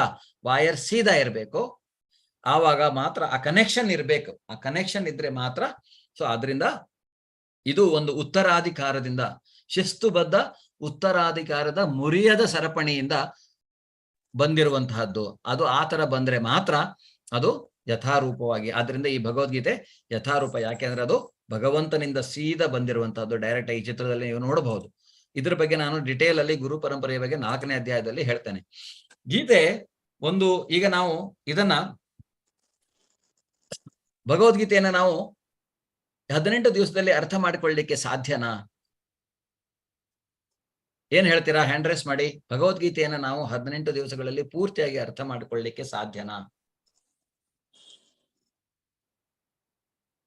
ಹರೇ ಕೃಷ್ಣ. ಪಲ್ಲವಿ ಅವರು ಎಲ್ರು ಪ್ರಭುಜಿ ಸಾಧ್ಯ ಇಲ್ಲ. ಯಾಕೆ ಅಂದ್ರೆ ಈಗ ನಾವು ಏನ್ ಮಾಡ್ತಾ ಇದ್ದೇವೆ ಇಲ್ಲಿ ಅಂದ್ರೆ, ಕೃಷ್ಣ ಮತ್ತೆ ಅರ್ಜುನರ ನಡುವಿನ ಆಲೋಚನೆಗಳು ಏನಿದೆ ಅದ್ರ ಬಗ್ಗೆ ನಾವು ಸಂಕ್ಷಿಪ್ತವಾಗಿ ಇಲ್ಲಿ ನಮ್ಮ ದೃಷ್ಟಿಯನ್ನ ಹರಿಸ್ತಾ ಇದ್ದೇವೆ ಅದರಲ್ಲಿ. ಆದ್ರಿಂದ ಇದೇನ್ ಮಾಡುತ್ತೆ, ಈಗ ನಾವು ಈ ಭಗವದ್ಗೀತೆಯನ್ನ, ಈ ಫೌಂಡೇಶನ್ ಕೋರ್ಸ್ ಇದು ನಮಗೆ.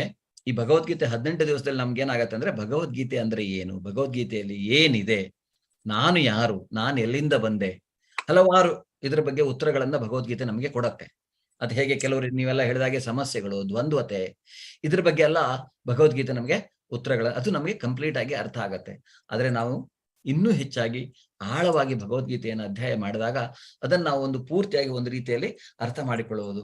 ಅದಕ್ಕಿಂತಲೂ ಜಾಸ್ತಿ ಭಗವದ್ಗೀತೆಯನ್ನ ನಾವು ಸರಿಯಾಗಿ ಅರ್ಥ ಮಾಡಿಕೊಳ್ಳುವುದು ಯಾವಾಗ ಅಂದ್ರೆ, ನಾವು ಭಗವಂತನಾಗಿ ಸ್ವೀಕರಿಸಿದಾಗ ಮಾತ್ರ. ಅದು ಸಹಿತ ನಿಮಗೆ ಮುಂದೆ ಗೊತ್ತಾಗತ್ತೆ. ಅದರಿಂದ ನಾವು ಆಳವಾಗಿ ಶಾಸ್ತ್ರಗಳನ್ನ, ಭಗವದ್ಗೀತೆಯನ್ನ, ಶ್ರೀಮದ್ ಭಾಗವತವನ್ನ ಯಾವ್ದಾದ್ರು ನಾವು ಸರಿಯಾಗಿ ಅರ್ಥ ಮಾಡಿಕೊಳ್ಬೇಕಂದ್ರೆ ಈ ಫೌಂಡೇಶನ್ ಕೋರ್ಸ್ ಏನಿದೆಯಲ್ಲ, ಭಗವದ್ಗೀತೆ 18 ದಿವಸಗಳಲ್ಲಿ ಮಾಡುವಂತಹದ್ದು, ಈ ಕೋರ್ಸ್ ಬಹಳ ಬಹಳ ಬಹಳ ಪ್ರಾಮುಖ್ಯತೆಯನ್ನ ಪಡೆದುಕೊಳ್ಳುತ್ತೆ. ಸೊ ಈಗ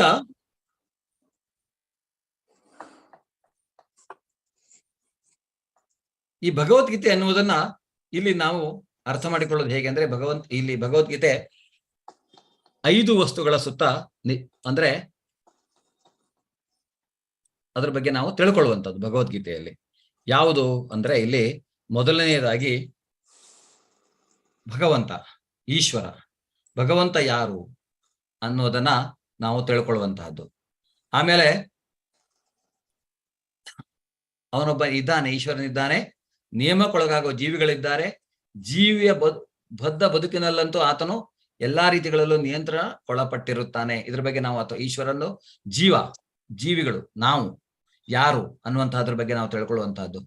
ಆಮೇಲೆ ಈ ಪ್ರಕೃತಿ, ಎಲ್ಲಿ ಈ ಜೀವಿಗಳು ಇರ್ತಾರೆ ಅದು ಐಹಿಕ ಪ್ರಕೃತಿ ನಮ್ಮ ಏನು. ಆಮೇಲೆ ಕಾಲ ಅಂದ್ರೆ ಎಲ್ಲದಕ್ಕೂ ಎಕ್ಸ್ಪೈರಿ ಡೇಟ್ ಅನ್ನುವಂತಹದ್ದು ಇದೆ ಅನ್ನುವಂತಹದನ್ನ ನಾವಿಲ್ಲಿ ಅರ್ಥ ಮಾಡಿಕೊಳ್ಳೋದು. ಆ ಕಾಲದ ಬಗ್ಗೆ ನಾವು ತಿಳ್ಕೊಳ್ಳಿಕ್ಕೆ ಇರುವಂತಹದ್ದು. ಈ ಭಗವದ್ಗೀತೆ ಸುತ್ತ ನಾವು ಭಗವದ್ಗೀತೆ ನಾವು ಅರ್ಥ ಮಾಡಿಕೊಂಡಾಗ ಇವು ನಮಗೆ ಅರ್ಥವಾಗುವುದು. ಆಮೇಲೆ ಕರ್ಮ, ನಾವು ಮಾಡುವಂತಹ ಕರ್ಮ ಫಲಗಳ ಬಗ್ಗೆ ನಾವು ಅದ್ರ ಬಗ್ಗೆ ನಾವು ಹೆಚ್ಚು ವಿಚಾರವನ್ನ ಇಲ್ಲಿ ಮಾಡ್ಲಿಕ್ಕಿದ್ದೇವೆ.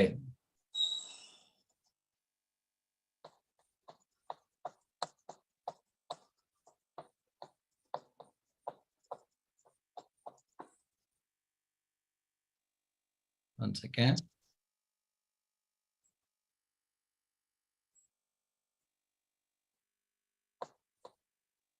ಸೊ ಈ ಕರ್ಮಫಲದ ಬಗ್ಗೆ ನಾವು ಅರ್ಥ ಮಾಡ್ಕೊಳ್ಳೋದು. ಕರ್ಮಫಲ ಅನ್ನುವಂಥದ್ದು ಬಹಳ ಹಳೆಯದಾದದ್ದು. ಯಾಕೆಂದ್ರೆ ನಾವು ಮಾಡಿದುಣ್ಣೋ ಮಹಾರಾಯ ಅಂತ ಹೇಳ್ತೇವೆ. ಸೊ ನಾವು ಆ ಕರ್ಮಫಲಗಳನ್ನ ಈ ಜೀವಿಗೆ ಅದು ಗೊತ್ತಿಲ್ಲ.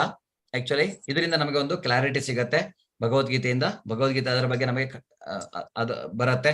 ಅದರಿಂದ ಏನು ಅಂತ ಹೇಳ್ತಾರೆ ಅಂದ್ರೆ, ಈ ಭಗವದ್ಗೀತೆಯನ್ನು ನಾವು ಯಾರು ಅನುಷ್ಠಾನಕ್ಕೆ ತರ್ತಾರೋ ಆ ಮನುಷ್ಯನ ಬದುಕನ್ನು ಪರಿಪೂರ್ಣ ಮಾಡಿಕೊಳ್ಳಬಹುದು. ಅವನ ಬದುಕು ಪರಿಪೂರ್ಣವಾಗತ್ತೆ ಮತ್ತು ಬದುಕಿನ ಎಲ್ಲಾ ಸಮಸ್ಯೆಗಳಿಗೆ ಶಾಶ್ವತ ಪರಿಹಾರವನ್ನು ಅವನು ಪಡಿತಾನೆ.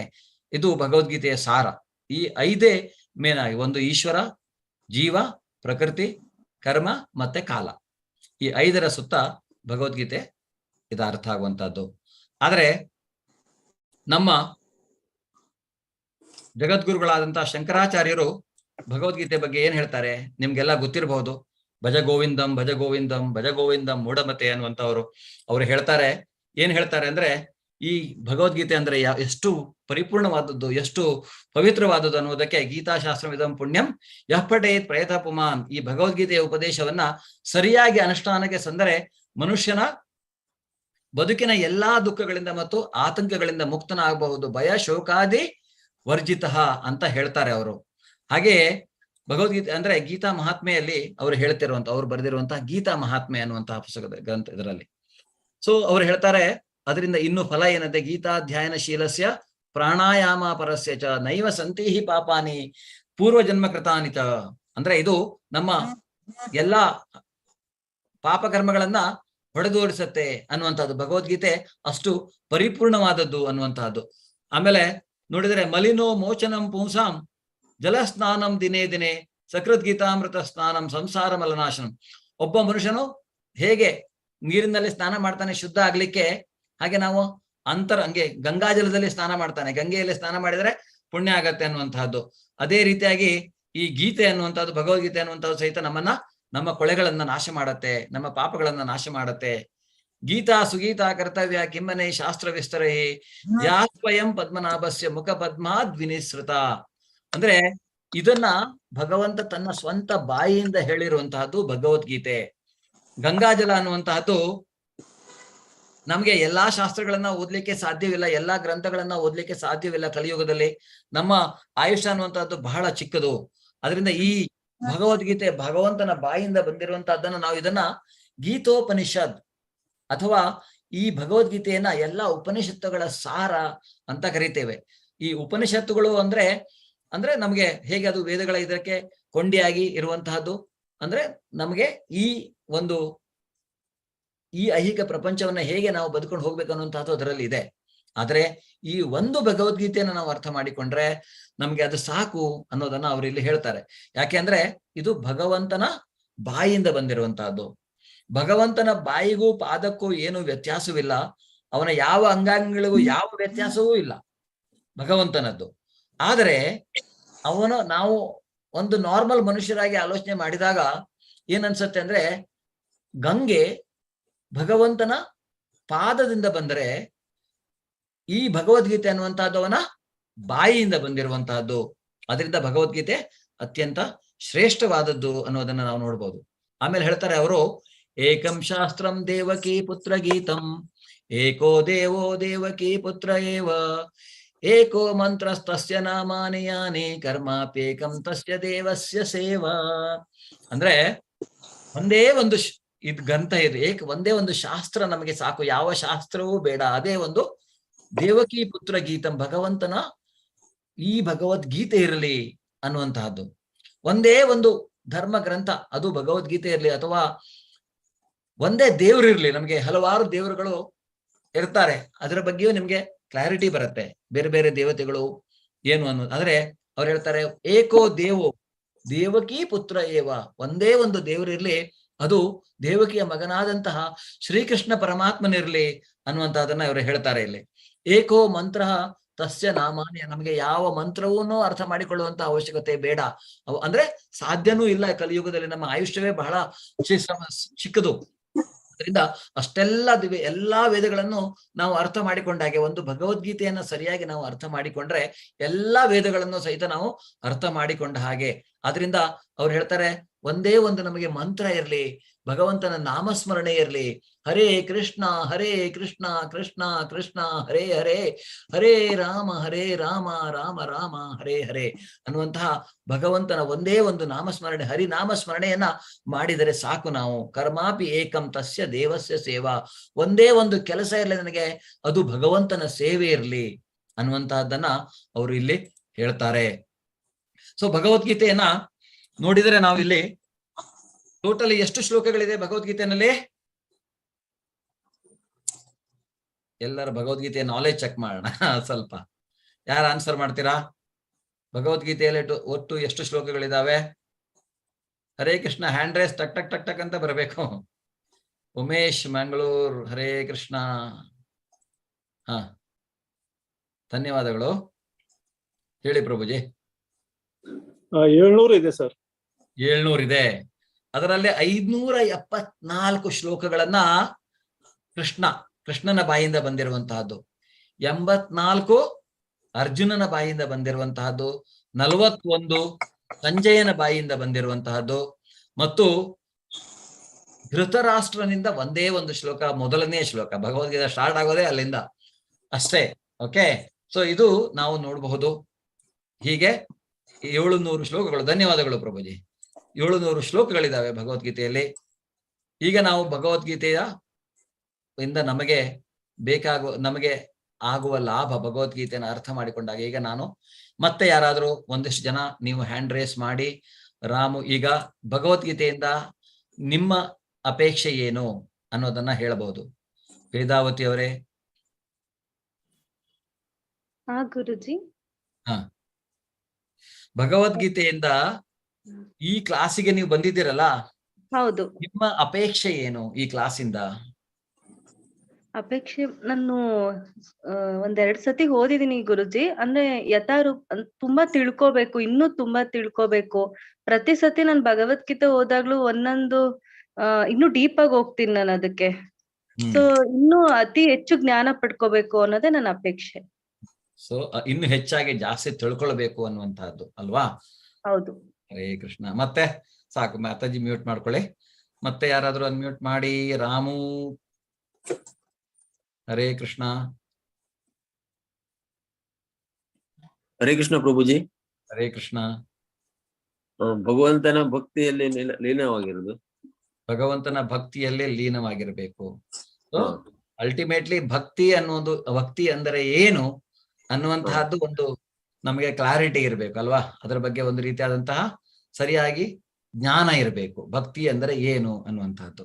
ಅದರಿಂದ ನಾವು ಖಂಡಿತವಾಗಿಯೂ ಅನನ್ಯ ಭಕ್ತಿಯನ್ನ ಮಾಡ್ಲಿಕ್ಕೆ ಆಗತ್ತೆ. ಹರೇ ಕೃಷ್ಣ. ಧನ್ಯವಾದಗಳು ಪ್ರಭುಜಿ. ಮತ್ತೆ ಯಾರು? ಪಲ್ಲವಿ ಕೆಂಪೇಗೌಡ. ಹರೇ ಕೃಷ್ಣ ಮಾತಾಜಿ. ಪ್ರಭುಜಿ, ನಮ್ಮಲ್ಲಿರೋ ಅಜ್ಞಾನನ ಹೋಗಲಾಡಿಸ್ಕೋಬೇಕು ಅಲ್ವಾ? ಓಕೆ. ಈ ಐಹಿಕ ಪ್ರಪಂಚದಲ್ಲಿ ನಾವೆಲ್ಲರೂ, ನಿಮ್ಗೆ ಅರ್ಥ ಆಗತ್ತೆ ಮಾಯೆ ಅಂದ್ರೆ ಏನೋ, ಭ್ರಮೆ ಅಂದ್ರೆ ಏನೋ ಬ್ರಹ್ಮಾಂಡೆ ಭ್ರಮಿತೋ ಕೋನ ಅಂದ್ರೆ ಇಲ್ಲಿ ಅಸಂಖ್ಯಾತ ಜೀವಿಗಳು ಒಂದು ಲೋಕದಿಂದ ಇನ್ನೊಂದು ಲೋಕಕ್ಕೆ ಈ ಭ್ರಮೆಗೆ ಒಳಗಾಗಿ ಅಲದಾಡ್ತಾ ಇರ್ತವೆ. ಅಂತಹ ಜೀವಿಗಳಲ್ಲಿ ನಾವು ಸಹಿತ ಸೇರ್ಕೊಂಡಿದ್ದೀವಿ. ಅದು ನಿಮಗೆ ಅರ್ಥ ಆಗತ್ತೆ. Hare Krishna. Redmi last chance, ಆಮೇಲೆ ರೆಡ್ಮಿ 5 ಅನ್ಮ್ಯೂಟ್ ಮಾಡಿ.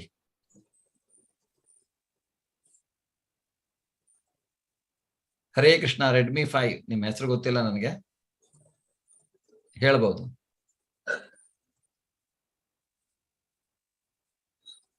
GB Swastik CS.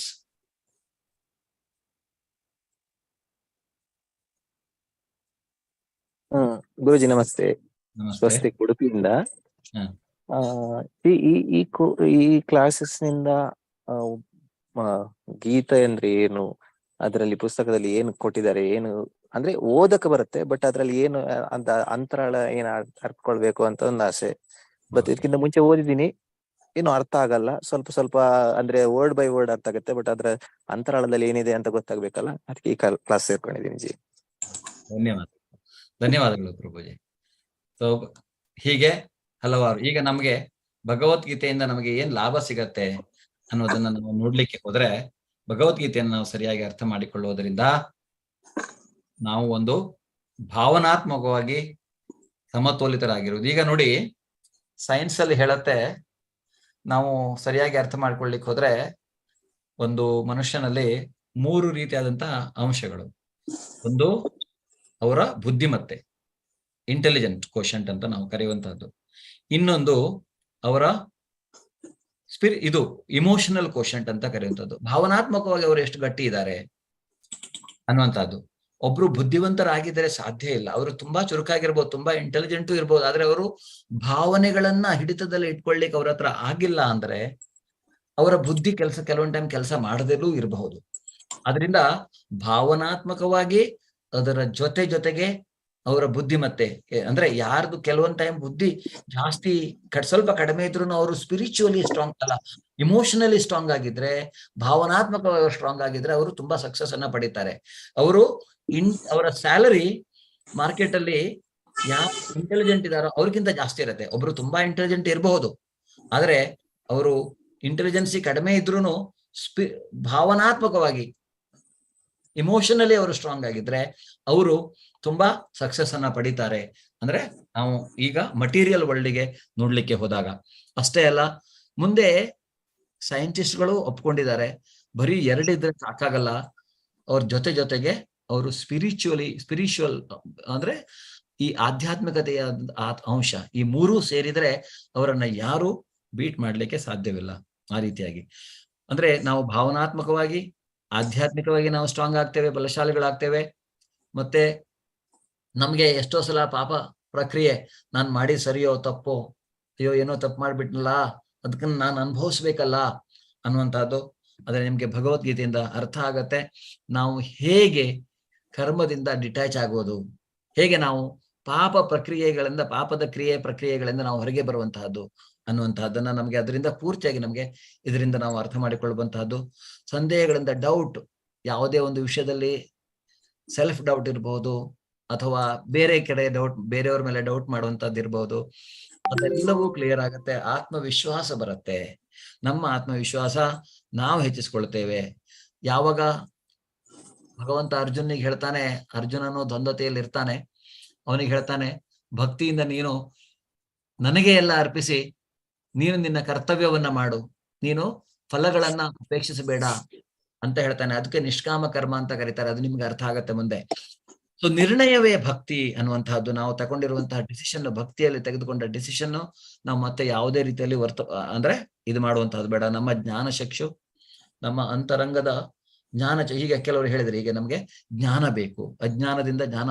ಯಾಕೆಂದ್ರೆ ಭ್ರಮೆಯಲ್ಲಿ ನಾವು ಆವರ್ತಿತರಾದಾಗ ನಮ್ಗೆ ಜ್ಞಾನ ಬರ್ಲಿಕ್ಕೆ ಸಾಧ್ಯವಿಲ್ಲ. ನಾವು ಭ್ರಮೆಯಿಂದ ಹೊರಗೆ ಬರಬೇಕಂದ್ರೆ ಏನ್ ಮಾಡ್ಬೇಕು ಅನ್ನೋದನ್ನ ನಾವು ಖಂಡಿತವಾಗಿಯೂ ಅರ್ಥ ಮಾಡಿಕೊಳ್ಳಲಿಕ್ಕಿದ್ದೇವೆ. ಅದು ಸಹಿತ ನಮಗೆ ಗೊತ್ತಾಗತ್ತೆ. ನಾವು ಹೆಚ್ಚು ಗೌರವಾನ್ವಿತ ಮತ್ತು ಈ ಭಗವದ್ಗೀತೆಯನ್ನು ಅರ್ಥ ಮಾಡಿಕೊಳ್ಳುವುದರಿಂದ ಆಟೋಮ್ಯಾಟಿಕಲಿ ಇದು ಒಂದು ಗಾಡ್ ಗಿಫ್ಟ್ ಬಂದೇ ಬರುತ್ತೆ. ಪೂರ್ತಿಯಾಗಿ ನಾವು ಭಗವಂತನಿಗೆ ಅಂದ್ರೆ ಈ ಆತ್ಮ ಅನ್ನುವಂತಹದ್ದು ಅದು ಭಗವಂತನಿಗೆ ಶರಣಾಗತನಾಗಿ ಕೃಷ್ಣನ ದೇವೋತ್ತಮ ಪರಮಪುರುಷ ಅಂತ ನಾವು ಒಪ್ಕೊಂಡು ಅವನಿಗೆ ನಾವು ಶರಣಾಗತರಾದಾಗ ನಮ್ಗೆ ಆ ರೀತಿಯಾದಂತಹ ಒಂದು ಸ್ಫೂರ್ತಿದಾಯಕವಾಗ್ತೇವೆ. ಯಾಕೆಂದ್ರೆ ಅದು ಆಟೋಮೆಟಿಕಲಿ ಬರುವಂತಹದ್ದು ಭಕ್ತಿಯನ್ನ ಮಾಡುವುದರಿಂದ. ನಾವು ಸಂತೋಷದಿಂದ ಯಾವಾಗ್ಲೂ, ಈಗ ಕೆಲವರು ಹೇಳ್ತಾರಲ್ಲ ನಮ್ಗೆ ಖುಷಿ ಸಿಗೋದಿಲ್ಲ, ನಾವು ಒಬ್ಬರ ಮೇಲೆ ಗೂಬೆ ಕೊರ್ಸೋದು, ನಿನ್ನಿಂದ ನಾನು ದುಃಖಗೊಂಡೆ, ನಿನ್ನಿಂದ ನಾನು ಖುಷಿಗೊಂಡೆ, ಅಥವಾ ನೀನು ಅದಕ್ಕೆ ಕಾರಣ.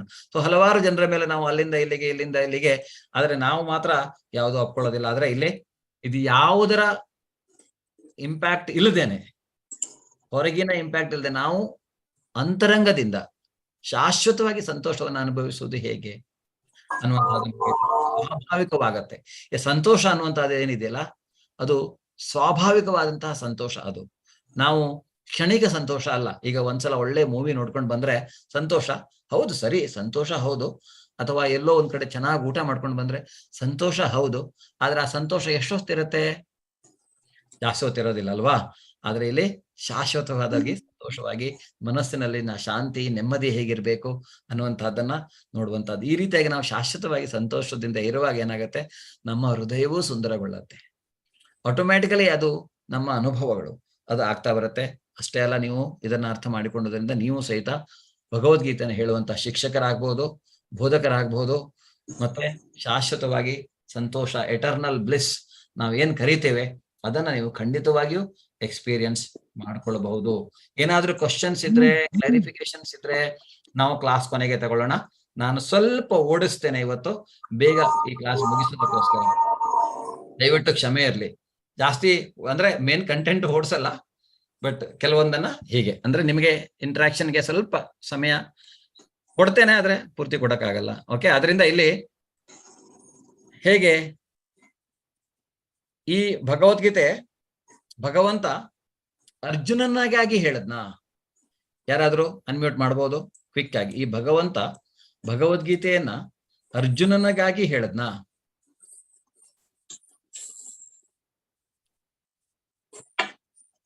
ಶಶಿಕಲಾ ಅವರೇ, ಹರೇ ಕೃಷ್ಣ. ರಾಮು ಅವರೇ, ಯಾರಾದ್ರೂ ಒಬ್ರು ಅನ್ಮ್ಯೂಟ್ ಮಾಡಿ. ಹರೇ ಕೃಷ್ಣ ಗುರುಜಿ. ಹರೇ ಕೃಷ್ಣ. ಹಾ ಗುರುಜಿ, ಇದು ಆಕ್ಚುಲಿ ಮನುಕುಲಕ್ಕಾಗಿ ಕೃಷ್ಣನು ಹೇಳಿರೋ ಸ್ವಾಮಿ ಪರಮಾತ್ಮ.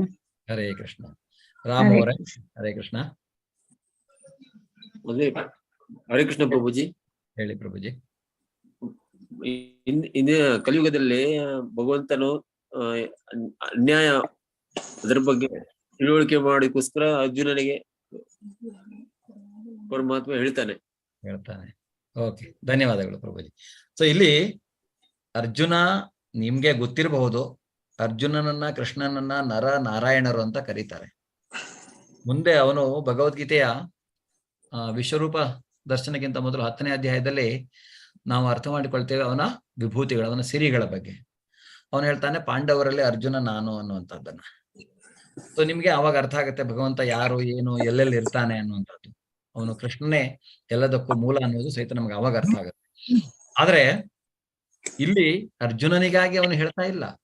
ಅರ್ಜುನನಿಗಾಗಿ ಅರ್ಜುನ ಒಂದು ಮೀಡಿಯಂ ಅಷ್ಟೇ ಅಲ್ವಾ? ಅರ್ಜುನ ಒಂದು ನಮಗೆ ಒಂದು ಮೀಡಿಯಂ, ಅಲ್ಲಿಂದ ಅವನು ನಮಗೆ ಮನುಕುಲಕ್ಕಾಗಿ, ನೀವು ಹೇಳಿದಾಗೇನೆ ಈ ಭಗವದ್ಗೀತೆ ಅನ್ನೋದು ಇದು ಭಗವಂತನ ಒಂದು ವ್ಯವಸ್ಥೆ ನಮಗೆ ಹೇಳಲಿಕ್ಕೆ. ಅದರಿಂದ ಈ ಅರ್ಜುನನ ಗೊಂದಲವನ್ನ ಅವನು ಸೃಷ್ಟಿ ಮಾಡಿ, ಆ ಗೊಂದಲ ಇಲ್ಲ ಅಂತ ಹೇಳಿದ್ರೆ ಭಗವಂತ ಭಗವದ್ಗೀತೆ ಹೇಳ್ತಾ ಇರ್ಲಿಲ್ಲ, ಅದರಿಂದ ನಮಗೆ ಅದು ಸಿಗ್ತಾ ಇರ್ಲಿಲ್ಲ.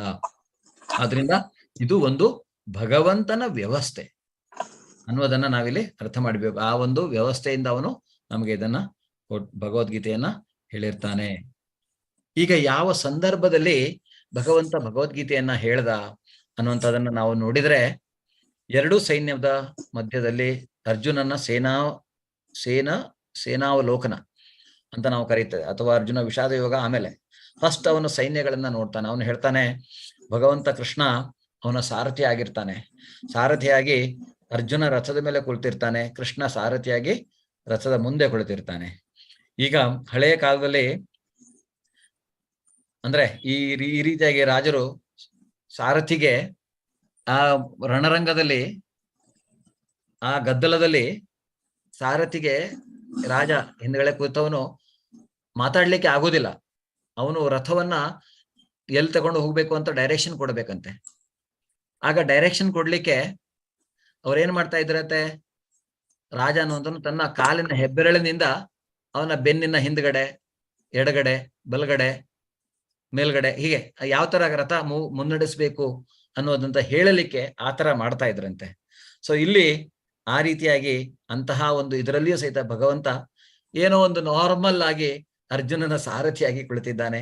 ಅದೇನೇ ಇರ್ಲಿ, ಆದ್ರೆ ಅರ್ಜುನ ಅವನಿಗೆ ಹೇಳ್ತಾನೆ, ತನಗೆ ಸೈನ್ಯವನ್ನ ನೋಡೋಣ, ವೀಕ್ಷಣೆ ಮಾಡೋಣ ಅಂತ ಎರಡೂ ಸೈನ್ಯ, ಪಾಂಡವರ ಮತ್ತೆ ಕೌರವರ ಸೈನ್ಯದ ಮಧ್ಯದಲ್ಲಿ ರಥವನ್ನ ತೆಗೆದುಕೊಂಡು ಹೋಗಿ ನಿಲ್ಲಿಸ್ಲಿಕ್ಕೆ ಹೇಳ್ತಾನೆ.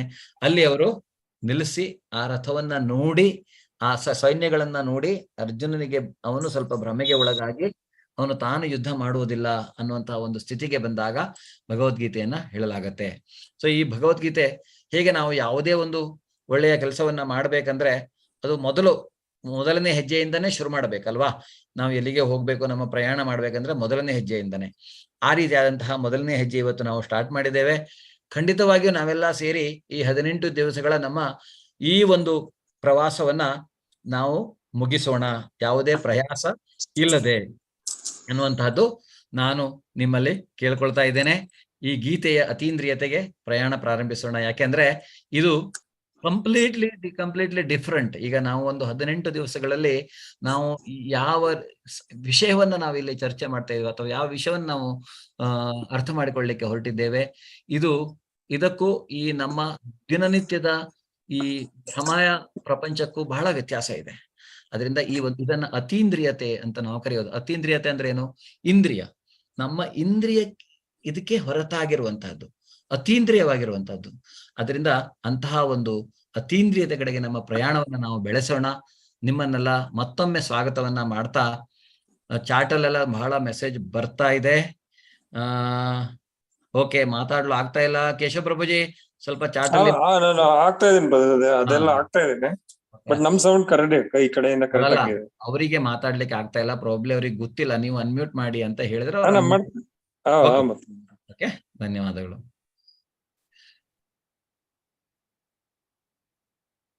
ಈಗ ನಾವು ಅದೇ ಶಂಕರಾಚಾರ್ಯರು ಭಗವದ್ಗೀತೆ ಬಗ್ಗೆ ಹೇಳಿರುವಂತಹದ್ದು ಏನಂದ್ರೆ, ಸರ್ವೋಪನಿಷದೋ ಗಾವೋ ದುಗ್ಧ ಗೋಪಾಲನಂದನಃ ಪಾರ್ಥೋ ವತ್ಸಃ ಸುಧೀರ್ ಭೋಕ್ತ ದುಗ್ಧಂ ಗೀತಾಮೃತಂ ಮಹತ್. ಎಲ್ಲಾ ಉಪನಿಷತ್ತುಗಳು ಹಸುವಿನಂತೆ ಮತ್ತು ಹಸುವಿನ ಹಾಲು ಕರೆಯುವವರು ನಂದನ ಮಗ ಭಗವಾನ್ ಶ್ರೀಕೃಷ್ಣ.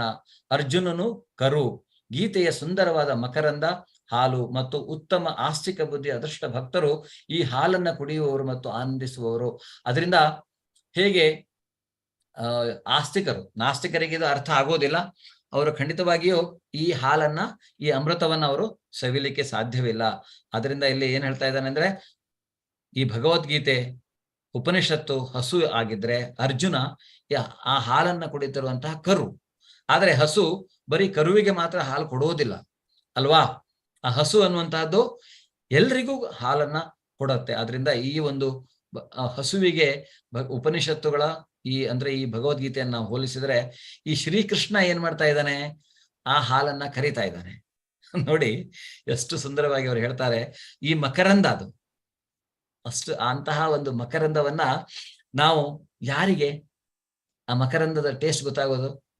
ಯಾರು ಆಸ್ತಿಕರು, ಯಾರು ಭಗವಂತನ ಬಗ್ಗೆ ಅರ್ಥ ಮಾಡಿಕೊಳ್ಬೇಕಂತ ಹಂಬಲವನ್ನ ಹೊಂದಿರ್ತಾರೋ, ಯಾರಿಗೆ ತಮ್ಮ ಈ ಐಹಿಕ ಪ್ರಪಂಚದ ಮಾಯೆಯಿಂದ ಹೊರಗೆ ಬರ್ಬೇಕು ಅನ್ನುವಂತಹದ್ದಿರತ್ತೋ ಅಂತಹವರು ಅದನ್ನ ಸವಿತಾರೆ, ಅದನ್ನ ಆಸ್ತಿಕರು ಅನ್ನುವಂತಹದ್ದು.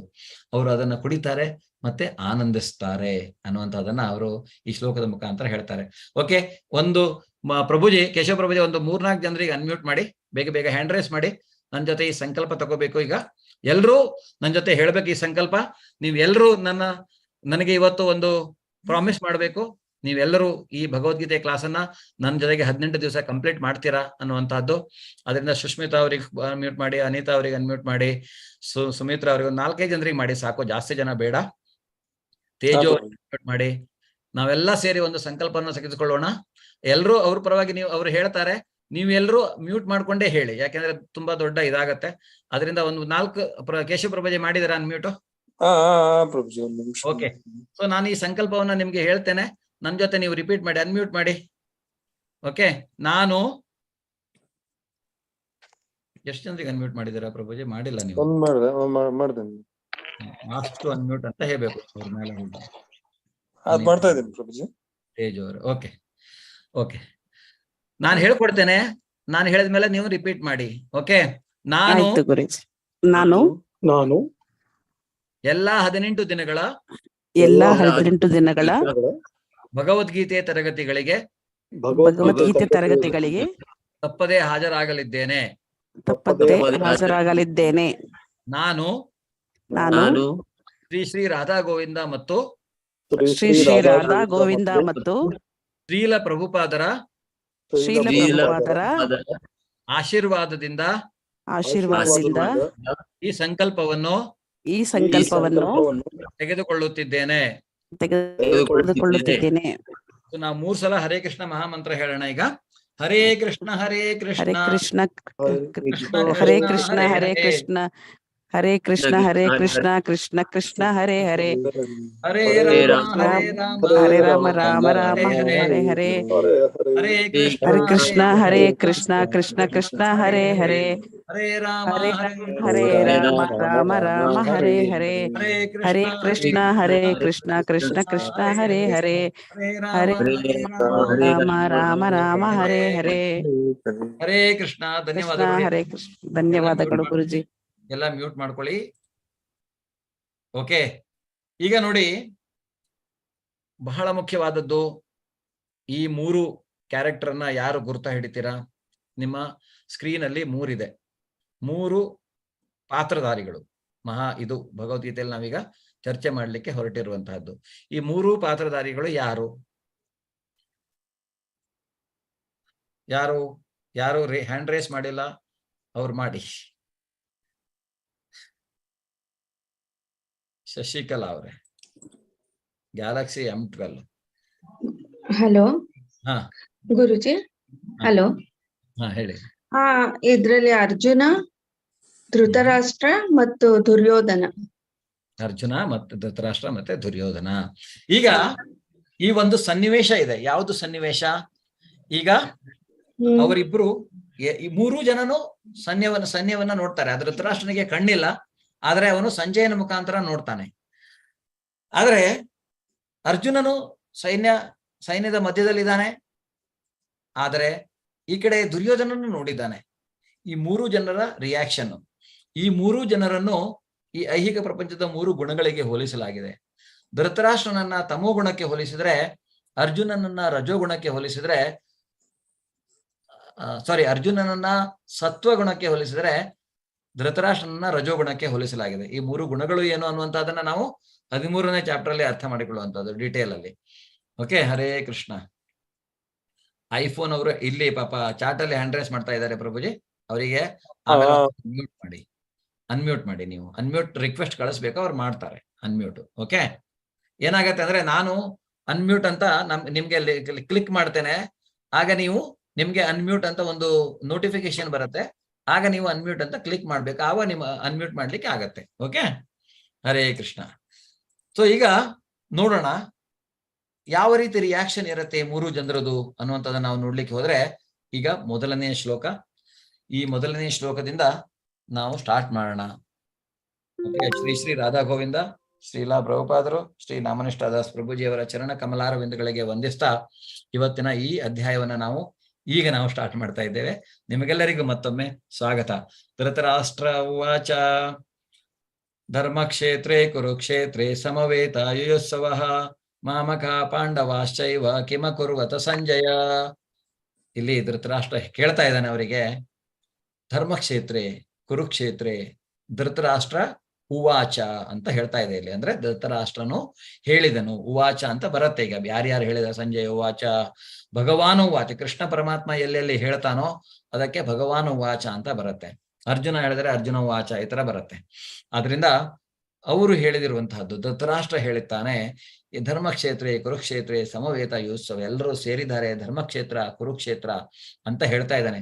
ಧರ್ಮಕ್ಷೇತ್ರವಾದಂತಹ ಕುರುಕ್ಷೇತ್ರದಲ್ಲಿ ಅಂದ್ರೆ ಆ ಧರ್ಮಕ್ಷೇತ್ರ ಕುರುಕ್ಷೇತ್ರವನ್ನ ಧರ್ಮಕ್ಷೇತ್ರ ಅಂತ ಕರೆಯಲಾಗಿದೆ. ಯಾಕೆ ಅಂದ್ರೆ ಅಲ್ಲಿ ಋಷಿ ಮುನಿಗಳು ದೇವತೆಗಳು ಸಹಿತ ಬಂದು ಯಜ್ಞ ಯಾಗಾದಿಗಳನ್ನ ಮಾಡುವಂತಹ ಸ್ಥಳ. ಅದು ಅತ್ಯಂತ ಪವಿತ್ರವಾದಂತಹ ಸ್ಥಳ.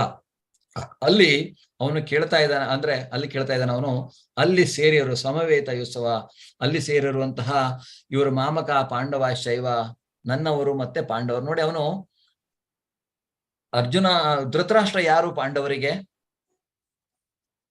ಯಾರಾದ್ರೂ ಅನ್ಮ್ಯೂಟ್ ಮಾಡ್ತೀರಾ? Hare Krishna Galaxy M12. ಧೃತರಾಷ್ಟ್ರ ಪಾಂಡವರಿಗೆ ಯಾರು? ವೇದಾವತಿ. ಹರೇ ಕೃಷ್ಣ. ಅಣ್ಣ. ಧೃತರಾಷ್ಟ್ರ ಪಾಂಡವರಿಗೆ ಧೃತರಾಷ್ಟ್ರ ದೊಡ್ಡಪ್ಪ, ಸಾರಿ ದೊಡ್ಡಪ್ಪ ಅಲ್ವಾ? ಅವನೇ ತಮ್ಮನ ಮಕ್ಕಳು. ಅವನಿಗೆ ಅವ್ರು ಹೇಗೆ ಅವನಿಗೆ ಬೇರೆಯವರಾಗ್ತಾರೆ? ಆದ್ರೆ ಅಲ್ಲ, ಅವನು ನೋಡ್ತಾ ಇಲ್ಲ. ಅವನು ನೋಡ್ತಾ ಇರುವಂತಹದ್ದೇನು? ಮಾಮಕಃ ಪಾಂಡವಾಶ್ಚೈವ, ನನ್ನವರು ಮತ್ತೆ ಪಾಂಡವರು. ಅಂದ್ರೆ ಪಾಂಡವರು ಅವನಿಗೆ ನನ್ನವರಲ್ಲ. ಹೌದು. ಅಂದ್ರೆ ಇದು ಅವನು ಬರೀ ಕಣ್ಣು ಹೊರಗಿನಿಂದ ಕುರುಡ ಅಲ್ಲ, ಒಳಗಡೆಯಿಂದನೂ ಕುರುಡ. ಅವನಿಗೆ ಅಂತಹ ಒಂದು ಮಾಮಕಃ ಪಾಂಡವಾಶ್ಚೈವ, ಆ ದಾಯಾದಿ ಮಾತ್ಸರ್ಯ ಅನ್ನುವಂತಹದ್ದನ್ನ ಅವನು ಇಲ್ಲಿ ತೋರಿಸ್ತಾ ಇದ್ದಾನೆ. ಮಾಮಕಃ ಪಾಂಡವಾಶ್ಚೈವ ಕಿಮ ಕುರುವತ ಸಂಜೆ, ಅವ್ರು ಏನ್ ಮಾಡ್ತಾ ಇದ್ದಾರೆ ಅನ್ನುವಂಥದ್ದನ್ನ ಎಲ್ಲವನ್ನ ಕೇಳ್ತಾ ಇದ್ದಾನೆ. ಸೊ ಅದನ್ನ ನಾವಿಲ್ಲಿ ನೋಡ್ಲಿಕ್ಕೆ ಹೋದ್ರೆ ಹಾಲು ಪ್ಯೂರ್ ಅಂತಹ ಒಂದು ಕುರುಕ್ಷೇತ್ರ ಧರ್ಮ ಇದು ಅಲ್ಲಿ ಸೇರಿರುವಂತವ್ರು ಎಲ್ಲ ಬಹಳ ಪ್ಯೂರ್. ಆದ್ರೆ ಅವನು ಮಾಮಕಃ ಪಾಂಡವಾಶ್ಚೈವ, ನನ್ನವರು ಪಾಂಡವರು ಅನ್ನುವಂತಹ ಒಂದು ಇದನ್ನ ತಂದ್ಬಿಟ್ಟು ಹುಳಿ ಹಿಂಡ್ತಾನೆ. ಆ ಹುಳಿಯನ್ನ ಹಿಂಡಿದ್ರೆ ಹಾಲು ಏನಾಗತ್ತೆ? ಸ್ವಸ್ತಿಕ್ GB. ಆ ಹುಳಿಯನ್ನ ಹಿಂಡುವುದರಿಂದ ಹಾಲು ಏನಾಗತ್ತೆ? ಹಾಲು ಒಡೆದೋಗತ್ತೆ, ಕೆಡತ್ತೆ.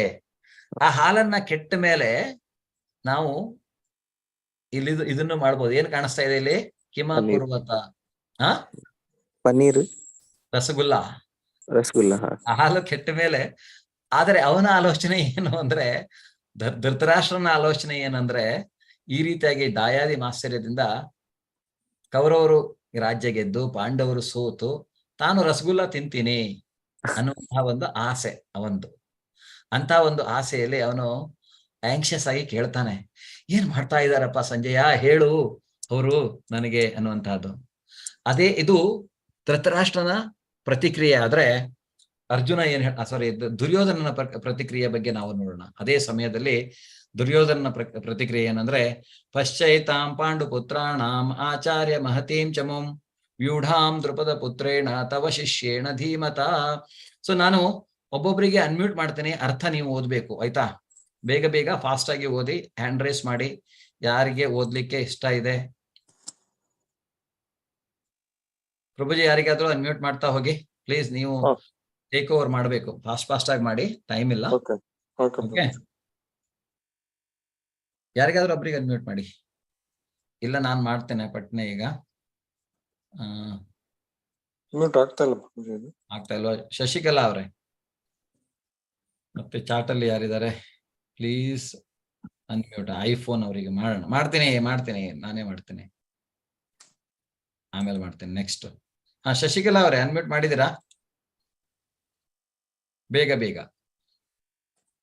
ನಾನ್ ಮತ್ತೆ ನೆಕ್ಸ್ಟ್ ಯಾರಿಗಾದ್ರೂ ಹೇಳ್ತೇನೆ. ರೆಡ್ಮಿ 5 ಅನ್ಮ್ಯೂಟ್ ಮಾಡಿ.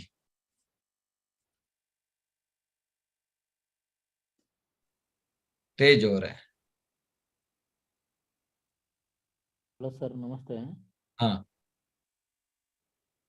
ಅರ್ಥ ಓದ್ತೀರಾ? ಆಚಾರ್ಯರೇ, ನಿಮ್ಮ ಚತುರ ಶಿಷ್ಯನಾದ ದ್ರುಪದನ ಮಗನು ಕೌಶಲ್ಯದಿಂದ ವ್ಯೂಹಾರೂಪವಾಗಿ ರಚಿಸಿರುವ ಈ ಪಾಂಡವ ಸೈನ್ಯವನ್ನು ನೋಡಿ. ಈಗ ಇದಕ್ಕೆ ಒಂದು ತುಂಬಾ ಅರ್ಥ ಇದೆ ಈ ಶ್ಲೋಕಕ್ಕೆ. ಇಲ್ಲಿ ಅವನು ದುರ್ಯೋಧನ ಏನ್ ಮಾಡ್ತಾ ಇದ್ದಾನೆ? ದ್ರೋಣಾಚಾರ್ಯರ ಹತ್ರ ಹೋಗಿದ್ದಾನೆ. ದ್ರೋಣಾಚಾರ್ಯರ ಶಿಬಿರಕ್ಕೆ ಹೋಗಿ ಈಗ ಅರ್ಜುನ ಸೈನ್ಯವನ್ನ ನೋಡ್ತಾ ಇದ್ದಾನೆ.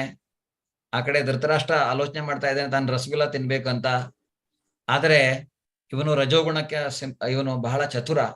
ಯಾರು? ದುರ್ಯೋಧನ. ಮುತ್ಸದ್ದಿ, ರಾಜಕೀಯ ಮುತ್ಸದ್ದಿ ಅಂತ ನಾವು ಹೇಳ್ತೀವಲ್ಲ, ಆ ರೀತಿಯಾಗಿ ಅವನಿಗೇನಾಗಿದೆ, ತಾನು ಯುದ್ಧದಲ್ಲಿ ಗೆಲ್ಲಬೇಕು, ತನ್ನವರೆಲ್ಲ ಸರಿಯಾಗಿ ನನ್ನ ಪರವಾಗಿ ಯುದ್ಧ ಮಾಡಬೇಕು ಅನ್ನುವಂತಹ ಒಂದು ಇದನ್ನ ಅವನು ನೋಡ್ಕೊಳ್ತಾ ಇದ್ದಾನೆ. ಅದರಿಂದ ಅವನು ಮೊದಲದಾಗಿ ತನ್ನ ಗುರುಗಳ ಹತ್ರ ಹೋಗ್ತಾನೆ. ಗುರುಗಳೇ ನೋಡಿ, ಯಾಕೆ ಅಂದ್ರೆ ಪಾಂಡವರ ಪಕ್ಷದ ಸೈನ್ಯಾಧಿಪತಿ ದೃಷ್ಟದ್ಯುಮ್ನ. ಆ ದೃಷ್ಟದ್ಯುಮ್ನ ಯಾರು? ಅವನು ಈ ದೃಪದ ಅನ್ನುವಂಥವನ ಮಗನು. ಈ ದೃಪದನಿಗೂ ದ್ರೋಣಾಚಾರ್ಯರಿಗೂ ಒಂದು ಸಂಬಂಧ ಇದೆ. ಏನ್ ಸಂಬಂಧ ಅದು? ಅವರಿಬ್ರು ಗೆಳೆಯರು, ಅವರಿಬ್ರು ಒಟ್ಟಿಗೆ ವಿದ್ಯಾಭ್ಯಾಸ ಮಾಡಿದವರು. ಹಾಗೆ ವಿದ್ಯಾಭ್ಯಾಸ ಮಾಡಿದ ಮೇಲೆ ದೃಪದ ಹೇಳ್ತಾನೆ, ಆಚಾರ್ಯರೇ ನಿಮಗೆ ಯಾವಾಗ್ಲೂ ಏನಾದ್ರು ಇದು ಮಾಡಿ ಸಹಾಯ ಬೇಕಂದ್ರೆ ತನ್ನ ಹತ್ರ ಬನ್ನಿ ನೀವು ಯಾವತ್ತೂನು ಅಂತ ಹೇಳ್ತಾನೆ. ಹಾಗೆ ದ್ರೋಣಾಚಾರ್ಯರು ಒಂದ್ಸಲ ದೃಪದನ ಹತ್ರ ಹೋಗಿ ಹೇಳ್ತಾರೆ, ನನಗೆ ಸ್ವಲ್ಪ ರಾಜ್ಯ ಬೇಕು, ಅಂದ್ರೆ ನನಗೆ ಇಲ್ಲಿ ಇದ್ ಮಾಡ್ಕೋಬೇಕು ಅಂತ. ಆದ್ರೆ ಅವನು ಏನನ್ನು ಯಾವ ಜಾಗವನ್ನು ಕೊಡುವುದಿಲ್ಲ. ಆಗ ಅವ್ರು ಏನ್ ಮಾಡ್ತಾರೆ, ಅರ್ಜುನನ್ನ ಉಪಯೋಗಿಸಿಕೊಂಡು ಅದೇ ದೃಷ್ಟದ್ಯುಮ್ನ ಅಂದ್ರೆ ದೃಪದನ ಮೇಲೆ ಯುದ್ಧ ಮಾಡ್ತಾರೆ. ಯುದ್ಧ ಮಾಡಿ ಅರ್ಧ ಭಾಗವನ್ನು ತಾವು ತೆಗೆದುಕೊಳ್ತಾರೆ, ಅವನನ್ನ ಸೋಲಿಸ್ತಾರೆ. ಆಗ ಆ ದೃಪದನಿಗೆ ಅವನು ಅಂದ್ರೆ ಯಜ್ಞವನ್ನ ಮಾಡಿ ದ್ರೋಣಾಚಾರ್ಯರನ್ನ ಕೊಲ್ಲುವಂತಹ ಮಗ ಬೇಕು ತನಗೆ ಅಂತ ಈ ದೃಷ್ಟದ್ಯುಮ್ನನ್ನ ಅವನು ಪಡೆದಿರ್ತಾನೆ. ಈ ದೃಷ್ಟದ್ಯುಮ್ನ ಪಾಂಡವರ ಪಾಳೆಯದ ಸೈನ್ಯಾಧಿಪತಿ. ಹಾಗೆಯೇ ಕೌರವರ ಪಾಳ್ಯದ ಸೈನ್ಯಾಧಿಪತಿ ಯಾರು? ಮಹಾಭಾರತದಲ್ಲಿ ಮೊದಲ 10 ದಿನ ಯಾರು ಹೇಳ್ತೀರಿ? ವೇದಾವತಿ ಅವರ. ಹರೇ ಕೃಷ್ಣ. ಇದು ಭೀಷ್ಮಾಚಾರ್ಯರು. ಭೀಷ್ಮಾಚಾರ್ಯರು. ಸೊ ಕೌರವರ ಕಡೆಗೆ ಭೀಷ್ಮಾಚಾರ್ಯರು, ಈ ಪಾಂಡವರ ಕಡೆಗೆ ದೃಷ್ಟದ್ಯುಮ್ನ ಸೇನಾಧಿಪತಿ. ಸೊ ಅದರಿಂದ ಏನಾಗತ್ತೆ, ಇಲ್ಲಿ ದುರ್ಯೋಧನ ಇಮಿಡಿಯೇಟ್ ಆಗಿ ಏನ್ ಮಾಡ್ತಾನೆ, ಎಲ್ಲ ರೆಡಿ ಇದ್ದಾರೆ, ಯುದ್ಧ ಸ್ಟಾರ್ಟ್ ಆಗ್ಬೇಕೆನ್ನೆ ಏನು ಸೀದಾ ಗುರುಗಳ ಹತ್ರ ಹೋಗ್ತಾನೆ. ಅಲ್ಲಿ ಹೇಳ್ತಾನೆ, ನೋಡಿ ಅಂದ್ರೆ ಅವನಿಗೆ ಇದನ್ನ ನೆನಪಿಸ್ಬೇಕಾಗಿತ್ತು. ಅವನಿಗೆ ಎಲ್ರಿಗೂ ಗೊತ್ತಿರೋ ವಿಷಯ ಅದು. ಆ ದೃಪದನ ಮಗ ದೃಷ್ಟದ್ಯುಮ್ನ ಸುಮ್ಮನೆ ಬಂದಿರುವಂತವನಲ್ಲ, ಅವನು ದ್ರೋಣಾಚಾರ್ಯರನ್ನ ಕೊಲ್ಲುವುದಕ್ಕೋಸ್ಕರನೇ ಅವರ ಮರಣವಾಗಿ ಅವನು ಹುಟ್ಟಿದವನು. ಆದ್ರಿಂದ ಅವನು ಇದನ್ನ ನೆನಪಿಸ್ತಾ ಇದ್ದಾನೆ. ದ್ರೋಣಾಚಾರ್ಯರೇ ನೋಡಿ, ಸಾಮಾನ್ಯದಂತವನಲ್ಲ, ಅಲ್ಲಿ ಸೇನಾಧಿಪತಿ ಆಗಿರುವವನು ಅಂತ. ಅಂದ್ರೆ ಇವನಿಗೆ ಏನು, ಮತ್ತೆ ಅಷ್ಟೇ ಅಲ್ಲ, ಎಲ್ರೂ ಸೇರಿ ಈಗ ಭೀಷ್ಮಾಚಾರ್ಯರು ಸೇನಾಧಿಪತಿ ಎಲ್ಲರೂ ಅವರವರ ಜಾಗದಲ್ಲಿ ಅವರಿಗೆ ಸಪೋರ್ಟ್ ಕೊಡಬೇಕು, ಭೀಷ್ಮಾಚಾರ್ಯರಿಗೆ ಎಲ್ಲರೂ ಸಾಥ್ ಕೊಡಬೇಕು ಅನ್ನುವಂಥದ್ದನ್ನು ಅವನು ಹೇಳ್ತಾನೆ. ಆಮೇಲೆ ಏನಾಗತ್ತೆ,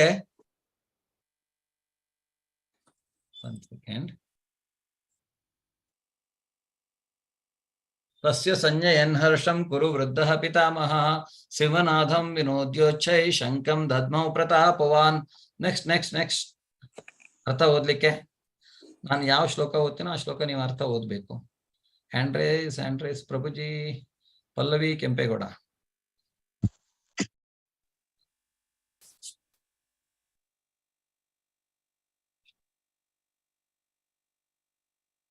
ಅನ್ಮ್ಯೂಟ್ ಮಾಡ್ತಾ ಇದ್ದೀನಿ ಮಾತಾಜಿ. ಪಲ್ಲವಿ ಅವರೇ. ಅನಿತಾ ಅವರು. ಗುರುಕುಲ ಪಿತಾಮಹರಾದ ಮತ್ತು ಪ್ರತಾಪಶಾಲಿಗಳಾದ ಭೀಷ್ಮರು ಉಚ್ಚ ಸ್ವರದಿಂದ ಸಿಂಹನಾದವನ್ನು ಮಾಡಿ ಶಂಖವನ್ನು ಊದಿದ್ದರು. ಇದರಿಂದ ದುರ್ಯೋಧನಿಗೆ ಹರ್ಷವಾಯಿತು. ಹರೇ ಕೃಷ್ಣ. ಭೀಷ್ಮಾಚಾರ್ಯರು ಈಗ ಶಂಖವನ್ನ ಊದ್ತಾರೆ. ಅಂದ್ರೆ ಅವರು ಸೈನ್ಯಾಧಿಪತಿಗಳಾಗಿರೋದ್ರಿಂದ ಅವರು ಶಂಖವನ್ನ ಊದಿದ ತಕ್ಷಣ ಅವರಿಗೆ ಏನಾಗತ್ತೆ, ದುರ್ಯೋಧನಿಗೆ ಬಹಳ ಖುಷಿ ಆಗತ್ತೆ. ಯಾಕೆಂದ್ರೆ ಸೇನಾಧಿಪತಿ ಶಂಖ ಊದಿದ್ರೆ ಅವರು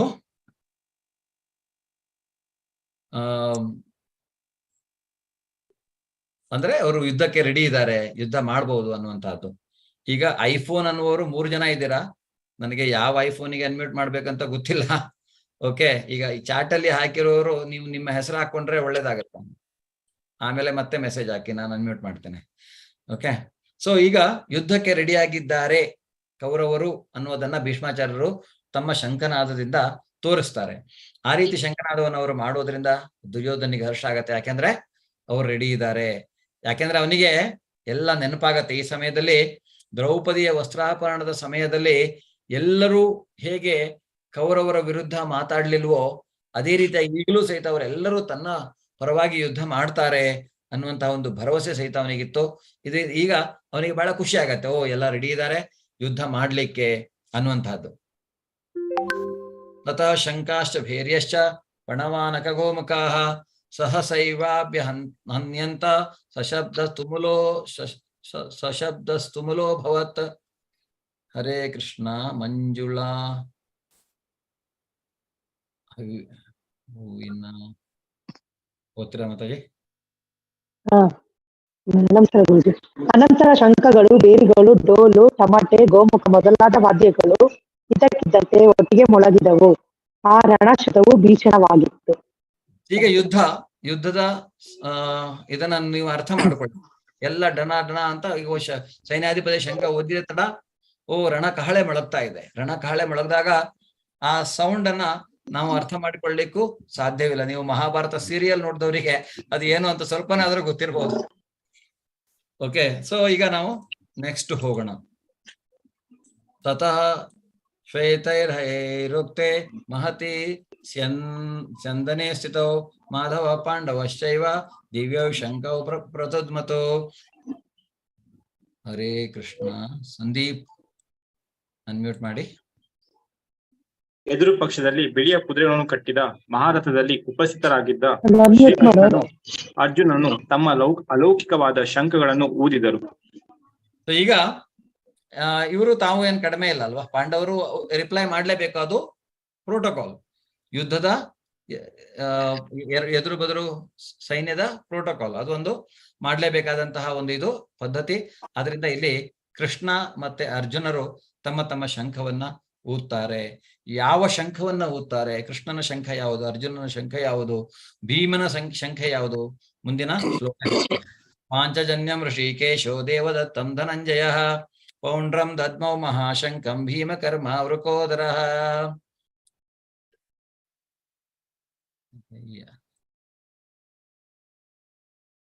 ರಾಮು ಅವರೇ ಹರೇ ಕೃಷ್ಣ. ಹತ್ಕುರೆ. ಹರೇ ಕೃಷ್ಣ ಪ್ರಭುಜಿ. ಹರೇ ಕೃಷ್ಣ. ಋಷಿಕೇಶನು ತನ್ನ ಪಾಂಚಜನ್ಯ ಎನ್ನುವ ಶಂಖವನ್ನು, ಅರ್ಜುನನು ಭಯಂಕರವಾದ ದೇವದತ್ತವನ್ನು, ಪ್ರಕೋದರನು ಮತ್ತು ಅದ್ಭುತ ಸಾಹಸಗಳನ್ನು ಮಾಡಬಲ್ಲವನು ಆದ ಭೀಮನು ಪೌಂಡ್ರ ಎನ್ನುವ ಮಹಾಶಂಖವನ್ನು ಊದಿದರು. ಸೊ ಈಗ ಅರ್ಜುನನ ಶಂಖದ ಹೆಸರೇನು? ದೇವದತ್ತ. ಋಷಿಕೇಶ ಅಂದ್ರೆ ಯಾರು? ಋಷಿಕೇಶ ಅಂದ್ರೆ ಯಾರು? ಯಾರು ಹೇಳ್ತೀರಾ? ರೆಡ್ಮಿ. ಋಷಿಕೇಶ ಕೃಷ್ಣ ಪರಮಾತ್ಮ. ಕೃಷ್ಣ.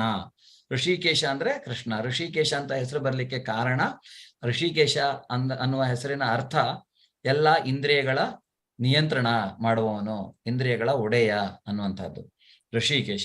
ಅದರಿಂದ ಕೃಷ್ಣನ ಒಂದು ಹೆಸರು ಋಷಿಕೇಶ ಅನ್ನುವಂಥದ್ದು. ಸೊ ಈಗ ಭಗವದ್ಗೀತೆ ಉದ್ದಕ್ಕೂ ಭಗವಂತನ ಯಾವ್ಯಾವ ಹೆಸರು ಬರುತ್ತೆ, ಕೃಷ್ಣನ ಯಾವ್ಯಾವ ಹೆಸರು ಬರುತ್ತೆ ಅಂತ ಒಬ್ರು ಪಟ್ಟಿ ಮಾಡ್ಕೊಳ್ಳಿ. ಋಷಿಕೇಶ ಅನ್ನುವಂಥದ್ದನ್ನ ಇಲ್ಲಿ ಹೇಳ್ತಾ ಇದ್ದಾರೆ. ಅವನ ಶಂಖದ ಹೆಸರು ಪಾಂಚಜನ್ಯ, ಅರ್ಜುನನ ಶಂಖದ ಹೆಸರು ದೇವದತ್ತ.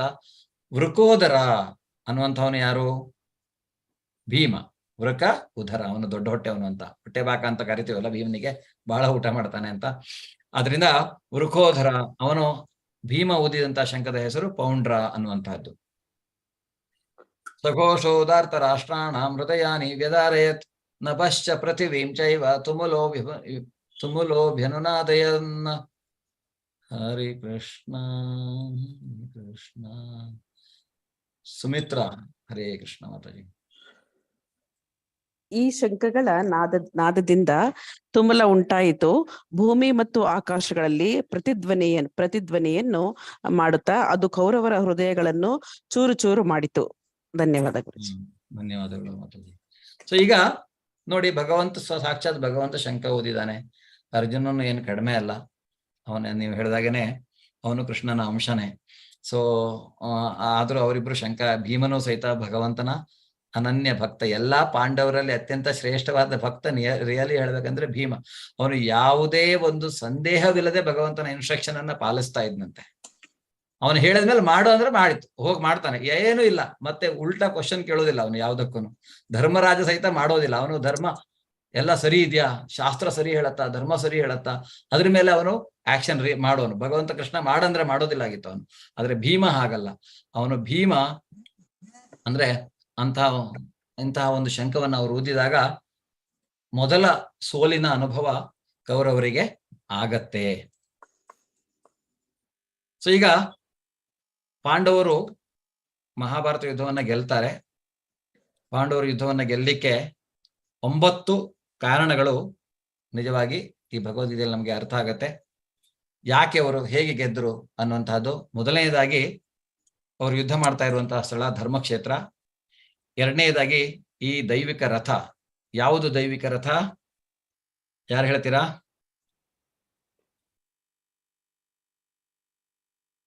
ದಯಾನಂದ್ ಅವರೇ, ಹರೇ ಕೃಷ್ಣ. ದೈವಿಕ ರಥ. ಮಂಜುಳಾ ಅವರೇ, ಯಾರು ಹೇಳ್ತೀರಾ? ಯಾರು ಹ್ಯಾಂಡ್ ರೈಸ್ ಮಾಡಿದಾರ ಅವರು? ಕವಿತಾ ಅವರೇ, ಹರೇ ಕೃಷ್ಣ.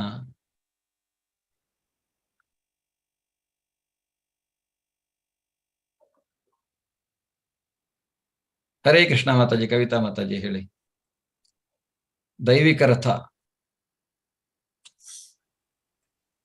ಮಾತಾಜಿ ನಮ್ಗೆ ಲೇಟ್ ಆಗತ್ತೆ. ನೀವು ಹ್ಯಾಂಡ್ ರೈಸ್ ಮಾಡಿದ್ಮೇಲೆ ರೆಸ್ಪಾಂಡ್ ಮಾಡಬೇಕು. ಇಲ್ಲ ಅನ್ಮ್ಯೂಟ್ ಮಾಡಬೇಡಿ. ನಾನು ಓಕೆ. ರಾಮು ಅವರೇ,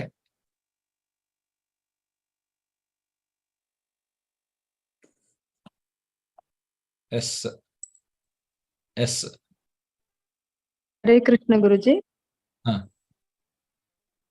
ಕೃಷ್ಣ ದೈವಿಕ ರಥ ಮತ್ತೆ ಅದರಲ್ಲಿ ಆಂಜನೇಯ ಸಹ ಉಪಸ್ಥಿತರಿರ್ತಾರೆ. ಹಾ. ದೈವಿಕ ರಥ ಯಾಕೆ ಅದು ದೈವಿಕ ರಥ ಅಂದ್ರೆ ಅದು ಅಗ್ನಿದೇವ ಕೊಟ್ಟಿರುವಂತಹ ರಥ, ಸಾಮಾನ್ಯ ರಥ ಅಲ್ಲ ಅದು. ಆ ರಥ ಅನ್ನುವಂತಹದ್ದು ಅಗ್ನಿದೇವ ಕೊಟ್ಟಿರುವುದರಿಂದ ಅದು ದೈವಿಕ ರಥ. ಅವರು ಕುಳಿತಿರುವಂತಹ ರಥ ಸಾಮಾನ್ಯವಾದಂತಹ ರಥ ಅಲ್ಲ ಅದು. ಆಮೇಲೆ ನೀವು ಹೇಳಿದಾಗೇನೆ ಆ ರಥದ ಮೇಲೆ ಆಂಜನೇಯ ಕುಳಿತಾನೆ. ಮಹಾಭಾರತ ಯುದ್ಧ ಆದ್ಮೇಲೆ ಕೃಷ್ಣ ಹೇಳ್ತಾನಂತೆ, ಎಷ್ಟೋ ಬಾಣಗಳು, ಸಹಸ್ರಾರು ಬಾಣಗಳು ಆ ರಥದ ಮೇಲೆ ಬರ್ತಾ ಇದ್ದಾಗ ಅಲ್ಲಿ ಹನುಮಂತ ಕಪಿಧ್ವಜ, ಅಲ್ಲಿ ಧ್ವಜದಲ್ಲಿ ಕುಳಿತಿರುವಂತವನು, ಅವನು ಆ ಬಾಣಗಳು ಅದಕ್ಕೆ ತಾಗದೇ ಇರೋ ತರ ನೋಡ್ಕೊಳ್ಳುವಂತವನು. ಸೊ ಕಪಿಧ್ವಜ. ಆಮೇಲೆ ಇವರು ಮಾಡಿರುವಂತಹ ಶಂಖನಾದ, ಆಮೇಲೆ ಶಿವನನ್ನೇ ಸೋಲಿಸಿ ಪಡೆದಂತಹ ಪಾಶುಪತಾಸ್ತ್ರ ಅರ್ಜುನ್ ಹತ್ರ ಇರುವಂತಹದ್ದು. ಆಮೇಲೆ ಮುಖ್ಯವಾಗಿ ತ್ಯಕ್ತ ಜೀವಿತ. ತ್ಯಕ್ತ ಜೀವಿತ ಅಂದ್ರೆ ಯಾವುದಕ್ಕೂ ಒಂದಕ್ಕೂ ಅಂಟುಕೊಳ್ಳದೆ ಕರ್ತವ್ಯವೇ ಪ್ರಧಾನವಾಗಿರುವಾಗ ಆ ರೀತಿಯಾಗಿ ಬದುಕುವಂತಹದ್ದು. ಅವರು ಯಾವಾಗಲೂ ಕರ್ತವ್ಯಕ್ಕೆ ಪ್ರಾಧಾನ್ಯತೆ. ತ್ಯಜಿಸುವಿಕೆ ಅಂತ ನಾವು ಕರಿತೇವೆ, ತ್ಯಕ್ತ ಜೀವಿತ ಅಂತ. ಸೊ ಅದೇ ರೀತಿಯಾಗಿ ಅರ್ಜುನ ನಿದ್ರೆಯನ್ನು ಸಹಿತ ಗೆದ್ದವನು. ಸೊ ಇದು ಒಂದು ಕಾರಣ. ಅಷ್ಟೇ ಅಲ್ಲ, 1 2 3 4 5 6 ಆಯ್ತು, ಇನ್ನೂ 3 ಆಗ್ಬೇಕು. ಅವತ್ತಿನ ದಿನ ಯುದ್ಧ ಸ್ಟಾರ್ಟ್ ಆಗಿರುವಂತಹದ್ದು ಏಕಾದಶಿ, ಮೋಕ್ಷದ ಏಕಾದಶಿ. ನಿಮಗೆ ಬಹಳ ಜನರಿಗೆ ಗೊತ್ತಿರಬಹುದು, ಈ ಏಕಾದಶಿ ಅನ್ನುವಂತಹದ್ದು ಅತ್ಯಂತ ಪವಿತ್ರವಾದಂತಹದ್ದು. ಏಕಾದಶಿಯ ಹಲವಾರು ಮಹಾತ್ಮೆಗಳಿದ್ದಾವೆ, ಕಥೆಗಳಿದ್ದಾವೆ. ಅರ್ಜುನ್ ಹತ್ರ ಪಾಂಡವರು ಹಲವಾರು ಸಲ ಕೇಳ್ತಾರೆ, ಏಕಾದಶಿ ಮಾಡೋದ್ರಿಂದ ಏನಾಗತ್ತೆ, ನಮ್ಗೆ ಏನ್ ಬೆನಿಫಿಟ್ ಆಗುತ್ತೆ. ಅದರಿಂದ ನಾವು ಭಗವಂತನಲ್ಲಿ ಭಕ್ತಿಯನ್ನ ಮುಂದುವರಿಸಿಕೊಂಡು ಹೋಗುವಾಗ ನಾವು ಮಾಡುವಂತ ಏಕಾದಶಿ ವ್ರತವೂ ಸಹಿತ ತುಂಬಾ ಮುಖ್ಯವಾದದ್ದು, ನಮಗೆ ಬಹಳ ಸಹಾಯ ಮಾಡುತ್ತೆ. ಅದಾದ್ಮೇಲೆ ಎಲ್ಲಿ ಭಗವಂತ ಇರ್ತಾನೋ, ಎಲ್ಲಿ ಅಲ್ಲಿ ಭಾಗ್ಯಲಕ್ಷ್ಮಿ ಇದ್ದೇ ಇರ್ತಾಳೆ. ಈ ಭಾಗ್ಯದ ಲಕ್ಷ್ಮಿ ಸಹಿತ ಅಲ್ಲಿದ್ಲು. ಆಮೇಲೆ ಕೊನೆಯದಾಗಿ ಸ್ವತಃ ಭಗವಂತ ಇದ್ದಾನೆ, ಅವನು ಇದ್ಮೇಲೆ ಅವ್ರು ಇರ್ಲೇಬೇಕು. ಸೊ ಇದು ಒಂದು 9 ಕಾರಣಗಳು ಯಾಕೆ ಪಾಂಡವರು ಯುದ್ಧವನ್ನ ಗೆಲ್ತಾರೆ ಅನ್ನುವಂಥದ್ದಕ್ಕೆ. ಸೊ ನಾವು ಮುಂದೆ ನೋಡೋಣ. ಅರ್ಜುನ ಉವಾಚ ಸೇನಯೋರುಭಯೋರ್ಮಧ್ಯೆ ರಥಂ ಸ್ಥಾಪಯಮಚ್ಯುತ ಯಾವದೇತಾನ್ ನಿರೀಕ್ಷೇಹಂ ಯೋಧು ಕಾಮನವಸ್ಥಿತಾನ್ ಕರ್ಮಯ್ಯ ಸಹ ಯೋಧವ್ಯಂ ಅಸ್ಮಿನ್ ರಣಸಮುದ್ಯಮೇ. ಹರೇ ಕೃಷ್ಣ.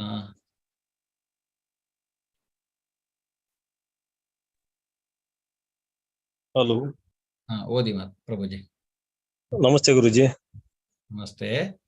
ಅರ್ಜುನ ಹೇಳಿದ, ಹೇ ಅಚ್ಯುತ, ಯುದ್ಧ ಮಾಡಲು ಸನ್ನದ್ಧವಾಗಿರುವ ಇದನ್ನು ಮತ್ತು ಈ ಘೋರ ಶಸ್ತ್ರ ಸ್ಪರ್ಧೆಯಲ್ಲಿ ನಾನು ಯಾರೊಡನೆ ಹೋರಾಡಬೇಕು ಅವನ್ನು ನೋಡಲು ಸಾಧ್ಯವಾಗುವಂತೆ ಈ 2 ಸೈನ್ಯಗಳ ಮಧ್ಯೆ ನನ್ನ ರಥವನ್ನು ನಿಲ್ಲಿಸು. ಈಗ ಅರ್ಜುನ ಹೇಳ್ತಾ ಇದ್ದಾನೆ ಕೃಷ್ಣನ ಹತ್ರ, ನಾನು ಯಾರ ಹತ್ರ ಯುದ್ಧ ಮಾಡ್ಬೇಕೆಲ್ಲ ನೋಡ್ಬೇಕು, ಸೇನಾ ವೀಕ್ಷಣೆಯನ್ನ ಮಾಡಬೇಕು, ನೀನು ಅಲ್ಲಿ ತಗೊಂಡೋಗಿ ನನಗೆ ರಥವನ್ನ ನಿಲ್ಲಿಸು ಅಂತ ಅವನು ಹೇಳ್ತಾನೆ. ಈಗ ಅವನು ಸೇನಾವಲೋಕನವನ್ನ ಮಾಡ್ತಾನೆ. ಈಗ ಸೇನಾವಲೋಕನವನ್ನ ಮಾಡಿ ಅವನು 5 ಕಾರಣಗಳನ್ನ ಅವರ ಕೃಷ್ಣನ ಮುಂದೆ ಇಡ್ತಾನೆ, ತಾನು ಯುದ್ಧ ಮಾಡುವುದಿಲ್ಲ ಅನ್ನೋದಕ್ಕೆ. ಆ 5 ಕಾರಣಗಳು ಯಾವುವು? ಅದು ಭಗವದ್ಗೀತೆಯ ಶ್ಲೋಕ ನಂಬರ್ 28ರಲ್ಲಿ ಬರುತ್ತೆ. 1ನೇ ಅಧ್ಯಾಯದಲ್ಲಿ ಒಂದು ಸಹಾನುಭೂತಿ. ಯಾಕೆ ನಾನು ನಮ್ಮವರನ್ನೇ ನಾನು ಎದುರು ಹಾಕೊಂಡು ಯುದ್ಧ ಮಾಡ್ಬೇಕಲ್ಲ? ಚಿಕ್ಕ ಚಿಕ್ಕ ಮಕ್ಕಳೆಲ್ಲ ಇದಾರಲ್ಲ, ಅವನಿಗಿಂತ ಚಿಕ್ಕವರಿದ್ದಾರೆ, ಅವನ ಮಕ್ಕಳ ವಯಸ್ಸಿನ ಅವರನ್ನ ತಾನು ಕೊಂದ್ಬೇಕಲ್ಲ ಅನ್ನುವಂತಹದ್ದು ಅವರ ಮೇಲೆ ಒಂದು ರೀತಿಯಾದಂತಹ ಸಹಾನುಭೂತಿ ಬರುತ್ತೆ. ಆಮೇಲೆ ಸಂತೋಷವಿಲ್ಲ. ಯಾಕೆ?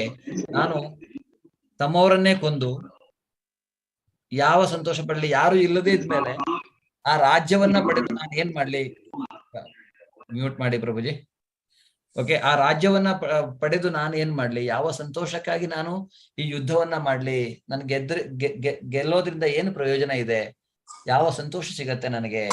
ಅದರಿಂದ ನನಗೆ ಸಂತೋಷನೂ ಇಲ್ಲ, ನಾನು ಈ ಯುದ್ಧವನ್ನ ಮಾಡುವುದಿಲ್ಲ. ಇದು ಅರ್ಜುನನ ರಿಯಾಕ್ಷನ್. ಆಮೇಲೆ ಅಫ್ಕೋರ್ಸ್ ಗುರುಗಳನ್ನ ಕೊಲ್ತಾ ಇದ್ದಾನೆ, ಹಿರಿಯರನ್ನ ಕೊಲ್ತಾ ಇದ್ದಾನೆ, ಚಿಕ್ಕ ಮಕ್ಕಳನ್ನ ಕೊಲ್ತಾ ಇದ್ದಾನೆ. ಶಾಸ್ತ್ರ ಏನ್ ಹೇಳತ್ತೆ? ಶಾಸ್ತ್ರ ಹೇಳತ್ತೆ ನಾವು ಒಂದೊಂದು ಗುರುಗಳನ್ನ, ಬ್ರಹ್ಮಹತ್ಯಾ ದೋಷ ಅಥವಾ ಬೇರೆ ಬೇರೆ ರೀತಿಯಾದಂತಹ ದೋಷಗಳು ನನಗೆ ಅಂಟ್ಕೊಳ್ಳತ್ತೆ, ಪಾಪ ನನಗೆ ಅಂಟ್ಕೊಳ್ಳತ್ತೆ, ನಾನು ಯಾಕೆ ಯುದ್ಧ ಮಾಡಬೇಕು ಅನ್ನೋದನ್ನ ಅವನು ಅಲ್ಲಿ ಕೇಳ್ತಾನೆ. ಅಷ್ಟೇ ಅಲ್ಲ, ಕುಟುಂಬ ಸಂಪ್ರದಾಯಗಳು, ಹಿರಿತಲೆಗಳನ್ನ ನಾವು ಕೊಂದ್ರೆ ಅವರಿಗೆ ಮಾರ್ಗದರ್ಶನ ಮಾಡುವವರು ಯಾರು? ಅವರು ದುರಾಚಾರಿಗಳಾಗ್ತಾರೆ, ಅವರು ಒಂದು ರೀತಿಯಾದಂತಹ ಸತ್ಪ್ರಜೆಗಳಾಗುವುದಿಲ್ಲ. ಅದಕ್ಕೂ ಸಹಿತ ನಾನು ಕಾರಣಭೂತನಾಗ್ತೇನೆ ಈ ಯುದ್ಧವನ್ನ ಮಾಡುವುದರಿಂದ. ಆದ್ರಿಂದ ನನಗೆ ಈ ಯುದ್ಧ ಬೇಡ, ನಾನು ಯುದ್ಧ ಮಾಡುವುದಿಲ್ಲ ಅನ್ನೋದನ್ನ ಅವನು ಹೇಳ್ತಾನೆ. ಕೊನೆಯದಾಗಿ ಈಗ ನೀವು ಸ್ಟಾರ್ಟಿಂಗ್ ಶೇರ್ ಮಾಡಿದಾಗೇನೆ ದ್ವಂದ್ವತೆ. ಈಗ ಅವನಿಗೆ ಡಿಸಿಷನ್ ತಗೊಳ್ಳೋದಕ್ಕೆ ಇದು ಒಂದು ಸಾತ್ವಿಕನ ವಿಚಾರ. ಅರ್ಜುನ ಕ್ಷತ್ರಿಯ, ಅದು ಬೇರೆ, ಅವನ ಕರ್ತವ್ಯವೇ ಬೇರೆ. ಅದು ಭಗವಂತನೇ ಮುಂದಿನ ಅಧ್ಯಾಯದಲ್ಲಿ, ನಾಳಿನ ಅಧ್ಯಾಯದಲ್ಲಿ ಇದಕ್ಕೆಲ್ಲದಕ್ಕೂ ಉತ್ತರ ಕೊಡ್ತಾನೆ. ಆದರೆ ಆ ಕ್ಷಣದಲ್ಲಿ ಅವನಿಗೆ ಈ ಗೊಂದಲ ಇತ್ತು. ಈಗ ಇಷ್ಟೆಲ್ಲ ಇರುವಾಗ ನಾನು ಯಾಕೆ ಯುದ್ಧ ಮಾಡಿ ಏನು ಪ್ರಯೋಜನ ಇದೆ? ನನಗೆ ಯುದ್ಧ ಬೇಡ ಕೃಷ್ಣ, ನಾನು ಯುದ್ಧದಿಂದ ನಾನು ನಿಶಸ್ತ್ರ ಆಗ್ತೇನೆ. ನನ್ನ ಕೈಯಿಂದ ಇರುವಂತಹ ಈ ಶಸ್ತ್ರ ಅಥವಾ ಈ ಬಿಲ್ಲು ಬಾಣಗಳೆಲ್ಲ ಅದು ತನ್ನ ಕೈಯಿಂದ ಜಾರ್ತಾ ಇದೆ, ತನ್ನ ಹತ್ರ ಯುದ್ಧ ಮಾಡ್ಲಿಕ್ಕೆ ಆಗ್ತಾ ಇಲ್ಲ, ನನಗೆ ನಿರ್ಣಯ ತೆಗೆದುಕೊಳ್ಳಲಿಕ್ಕೆ ಆಗ್ತಾ ಇಲ್ಲ, ನಾನು ಅದರಿಂದ ಯುದ್ಧವನ್ನ ಮಾಡೋದಿಲ್ಲ ಅನ್ನುವಂತಹ ಈ 5 ಕಾರಣಗಳನ್ನ ಅವನು ಭಗವಂತನ ಮುಂದೆ ಇಡ್ತಾನೆ. ಸೊ ಇವತ್ತಿನಿಗೆ ಮೊದಲನೇ ಅಧ್ಯಾಯ ಇವತ್ತಿಗೆ ಇಲ್ಲಿಗೆ ನಾವು ಮುಗಿಸ್ತಾ ಇದ್ದೇವೆ. ಸೊ ಧೃತರಾಷ್ಟ್ರ ಮೊದಲನೇದಾಗಿ ಸಂಕ್ಷಿಪ್ತತೆಯನ್ನು ಕೇಳಿದರೆ ಅವನು ಕೇಳ್ತಾನೆ, ಹಿಮ ಕುರ್ವತ, ಏನ್ ಮಾಡ್ತಾ ಇದ್ದಾರೆ ಅವರು ಅನ್ನುವಂಥದ್ದು. ಅದು ಭಗವಂತನ ಧೃತರಾಷ್ಟ್ರನ ಒಂದು ಪ್ರತಿಕ್ರಿಯೆ. ಆಮೇಲೆ ದುರ್ಯೋಧನ ಪ್ರತಿಕ್ರಿಯೆ, ಹೇಗೆ ಅವನು ಆಚಾರ್ಯರಿಗೆ, ದ್ರೋಣಾಚಾರ್ಯರ ಬಳಿ ಹೋಗಿ ನೆನಪಿಸ್ತಾನೆ. ಅಂದ್ರೆ ಅವರವರ ಶೈಲಿಯಲ್ಲಿ ಅವರು ಪ್ರತಿಕ್ರಿಯೆಯನ್ನ ನೀಡ್ತಾ ಇದ್ದಾರೆ ಒಂದು ಸನ್ನಿವೇಶಕ್ಕೆ. ಆದರೆ ಅರ್ಜುನನ ಪ್ರತಿಕ್ರಿಯೆ ಏನು? ತನ್ನ ಕೈಯಿಂದ ತನಗೆ ಯುದ್ಧ ಮಾಡ್ಲಿಕ್ಕೆ ಆಗ್ತಾ ಇಲ್ಲ. ಈ 5 ಕಾರಣಗಳನ್ನ ಮುಂದಿಡ್ತಾನೆ. ಅದಕ್ಕೆ ನಾಳೆ ಭಗವಂತ ಈ 5 ಕಾರಣಗಳಿಗೆ ಉತ್ತರವನ್ನ ಕೊಡ್ತಾನೆ. ಆದ್ರಿಂದ ನಾಳಿನ ಅಧ್ಯಾಯ 2 ಏನಿದೆ ಅದು ಭಗವದ್ಗೀತೆಯ ಕಂಪ್ಲೀಟ್ ಭಗವದ್ಗೀತೆಯ ಸಾರಾಂಶ ಅಂತಾನೂ ಕರೀತಾರೆ. ತಪ್ಪದೆ ಮಿಸ್ ಮಾಡ್ಕೊಳ್ಬೇಡಿ, ನಾಳೆ ತಪ್ಪದೇ ಬನ್ನಿ. ಯಾಕೆಂದ್ರೆ ಭಗವದ್ಗೀತೆ ಏನು ಅನ್ನುವಂಥದ್ದು ನಾಳಿನ ಅಧ್ಯಾಯದಲ್ಲಿ ಸುಮಾರು ಗೊತ್ತಾಗತ್ತೆ. ಅದರಿಂದ ಭಗವಂತ ಅದಕ್ಕೆ ಉತ್ತರವನ್ನ ಕೊಡ್ತಾನೆ. ಈಗ ನಾವು ಪ್ರಶ್ನೋತ್ತರಕ್ಕೆ ಬರೋಣ. ಏನಾದರೂ ನಿಮ್ಮ ಪ್ರಶ್ನೆ ಉತ್ತರಗಳಿದ್ರೆ ಅದ್ರ ಬಗ್ಗೆ ಒಂದು ಸೆಕೆಂಡ್ ಸ್ಟಾಪ್ ಶೇರ್ ಇಲ್ಲ.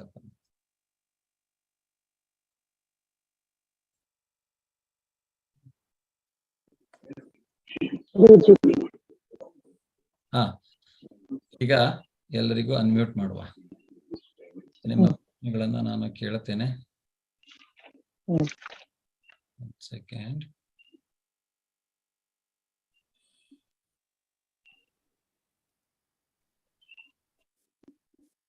Hello, anybody to unmute? Okay.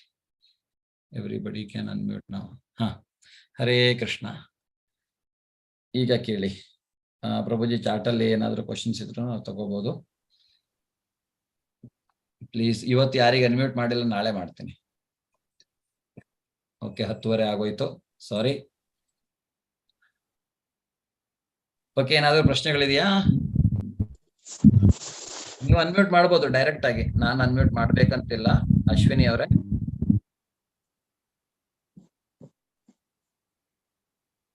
ಇಲ್ಲ ಅಲ್ಲ, ಯಾರಿಗೂ ಏನು ಪ್ರಶ್ನೆ ಇಲ್ಲಲ್ಲ? ಇಲ್ಲ. ಓಕೆ, ಸೊ ನಾಳೆ ತಪ್ಪದೆ. ಒಂದು ಪ್ರಶ್ನೆ ಕೇಳಿದೆ ನಾನು.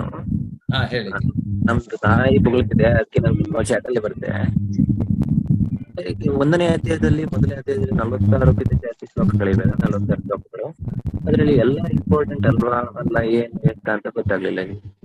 ಇವಾಗ ನಾವು ಗೊತ್ತಾಯ್ತು, ಸಮಯದಿಂದ ಸ್ವಲ್ಪ ನಾವು ಕೆಲವು ಕರೆಕ್ಟ್. ಆದ್ರೆ ಮೊದಲನೇ ಅಧ್ಯಾಯದಲ್ಲಿ ನೀವು ಹೇಳಿದಾಗೇನೆ ಅಷ್ಟು ಶ್ಲೋಕಗಳನ್ನ ನಾವು ತೆಗೆದುಕೊಳ್ಳಲಿಕ್ಕೆ ಆಗೋದಿಲ್ಲ, ಸಮಯದ ಅಭಾವವು ಒಂದು.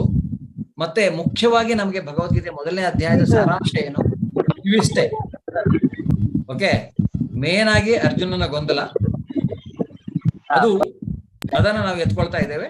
ನಾಳಿನ ಅಧ್ಯಾಯದಿಂದ ಅದರ ಬಗ್ಗೆ ಭಗವಂತನ ಉತ್ತರ ಏನು ಅಂತ ನೋಡ್ಲಿಕ್ಕಿದ್ದೇವೆ.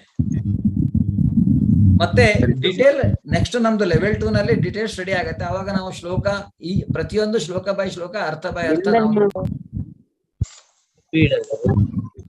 ನೋಡಿ 10:30 ಆಯ್ತು. ಈಗ ನಾನು ಎಲ್ಲಾ ಶ್ಲೋಕಗಳನ್ನ ತಗೊಳ್ತಾ ಹೋದ್ರೆ ಅದು ಡಿಟೇಲ್ ಸ್ಟಡಿ ಆಗತ್ತೆ. ಅಂದ್ರೆ ನಮಗೆ ಸಮರಿನಿಗೆ ಎಷ್ಟು ಸಾಕಾಗತ್ತೆ. ಇಲ್ಲ ಅಂದ್ರೆ ನಮ್ಗೆ ನಾಳೆ ಬೆಳಗ್ಗೆ ಆದ್ರೂ ಈ 1ನೇ ಅಧ್ಯಾಯವೇ ಮುಗಿಯೋದಿಲ್ಲ. ನಾವು ರಾತ್ರಿ ಇಡೀ ಕುತ್ಕೊಂಡು ಭಗವದ್ಗೀತೆ ಮೊದಲನೇ ಅಧ್ಯಾಯನೇ ಚರ್ಚೆ ಮಾಡ್ಬೋದು, ಅಷ್ಟು ಇದೆ ಓದ್ಲಿ, ಅರ್ಥ ಮಾಡ್ಕೊಳ್ಳಿಕ್ಕೂ ಅದರಲ್ಲಿ. ಆದ್ರೆ ಅದು ಡಿಟೇಲ್ ಸ್ಟಡಿನಲ್ಲಿ ಬರುತ್ತೆ. ಸರಿ ಸರಿ. ಓಕೆ,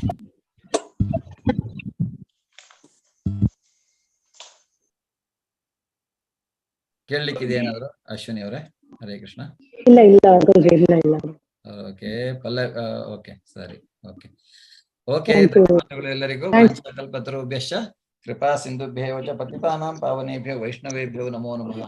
ಭಗವದ್ಗೀತಾ ಗ್ರಂಥರಾಜಕ್ಕೆ ಜಯವಾಗಲಿ, ಶ್ರೀಲಾ ಪ್ರಭುಪಾದರಿಗೆ ಜಯವಾಗಲಿ, ಅನಂತ ಕೋಟಿ ವೈಷ್ಣವ ವೃಂದಕ್ಕೆ ಎಲ್ಲ ಭಕ್ತರಿಗೂ ಜಯವಾಗಲಿ. ಹರೇ ಕೃಷ್ಣ. ಧನ್ಯವಾದಗಳು ಗುರುಜಿ. ಹರೇ ಕೃಷ್ಣ. ಧನ್ಯವಾದಗಳು ಗುರುಜಿ. ಧನ್ಯವಾದಗಳು. ಧನ್ಯವಾದಗಳು ಗುರುಜಿ. ಹರೇ ಕೃಷ್ಣ.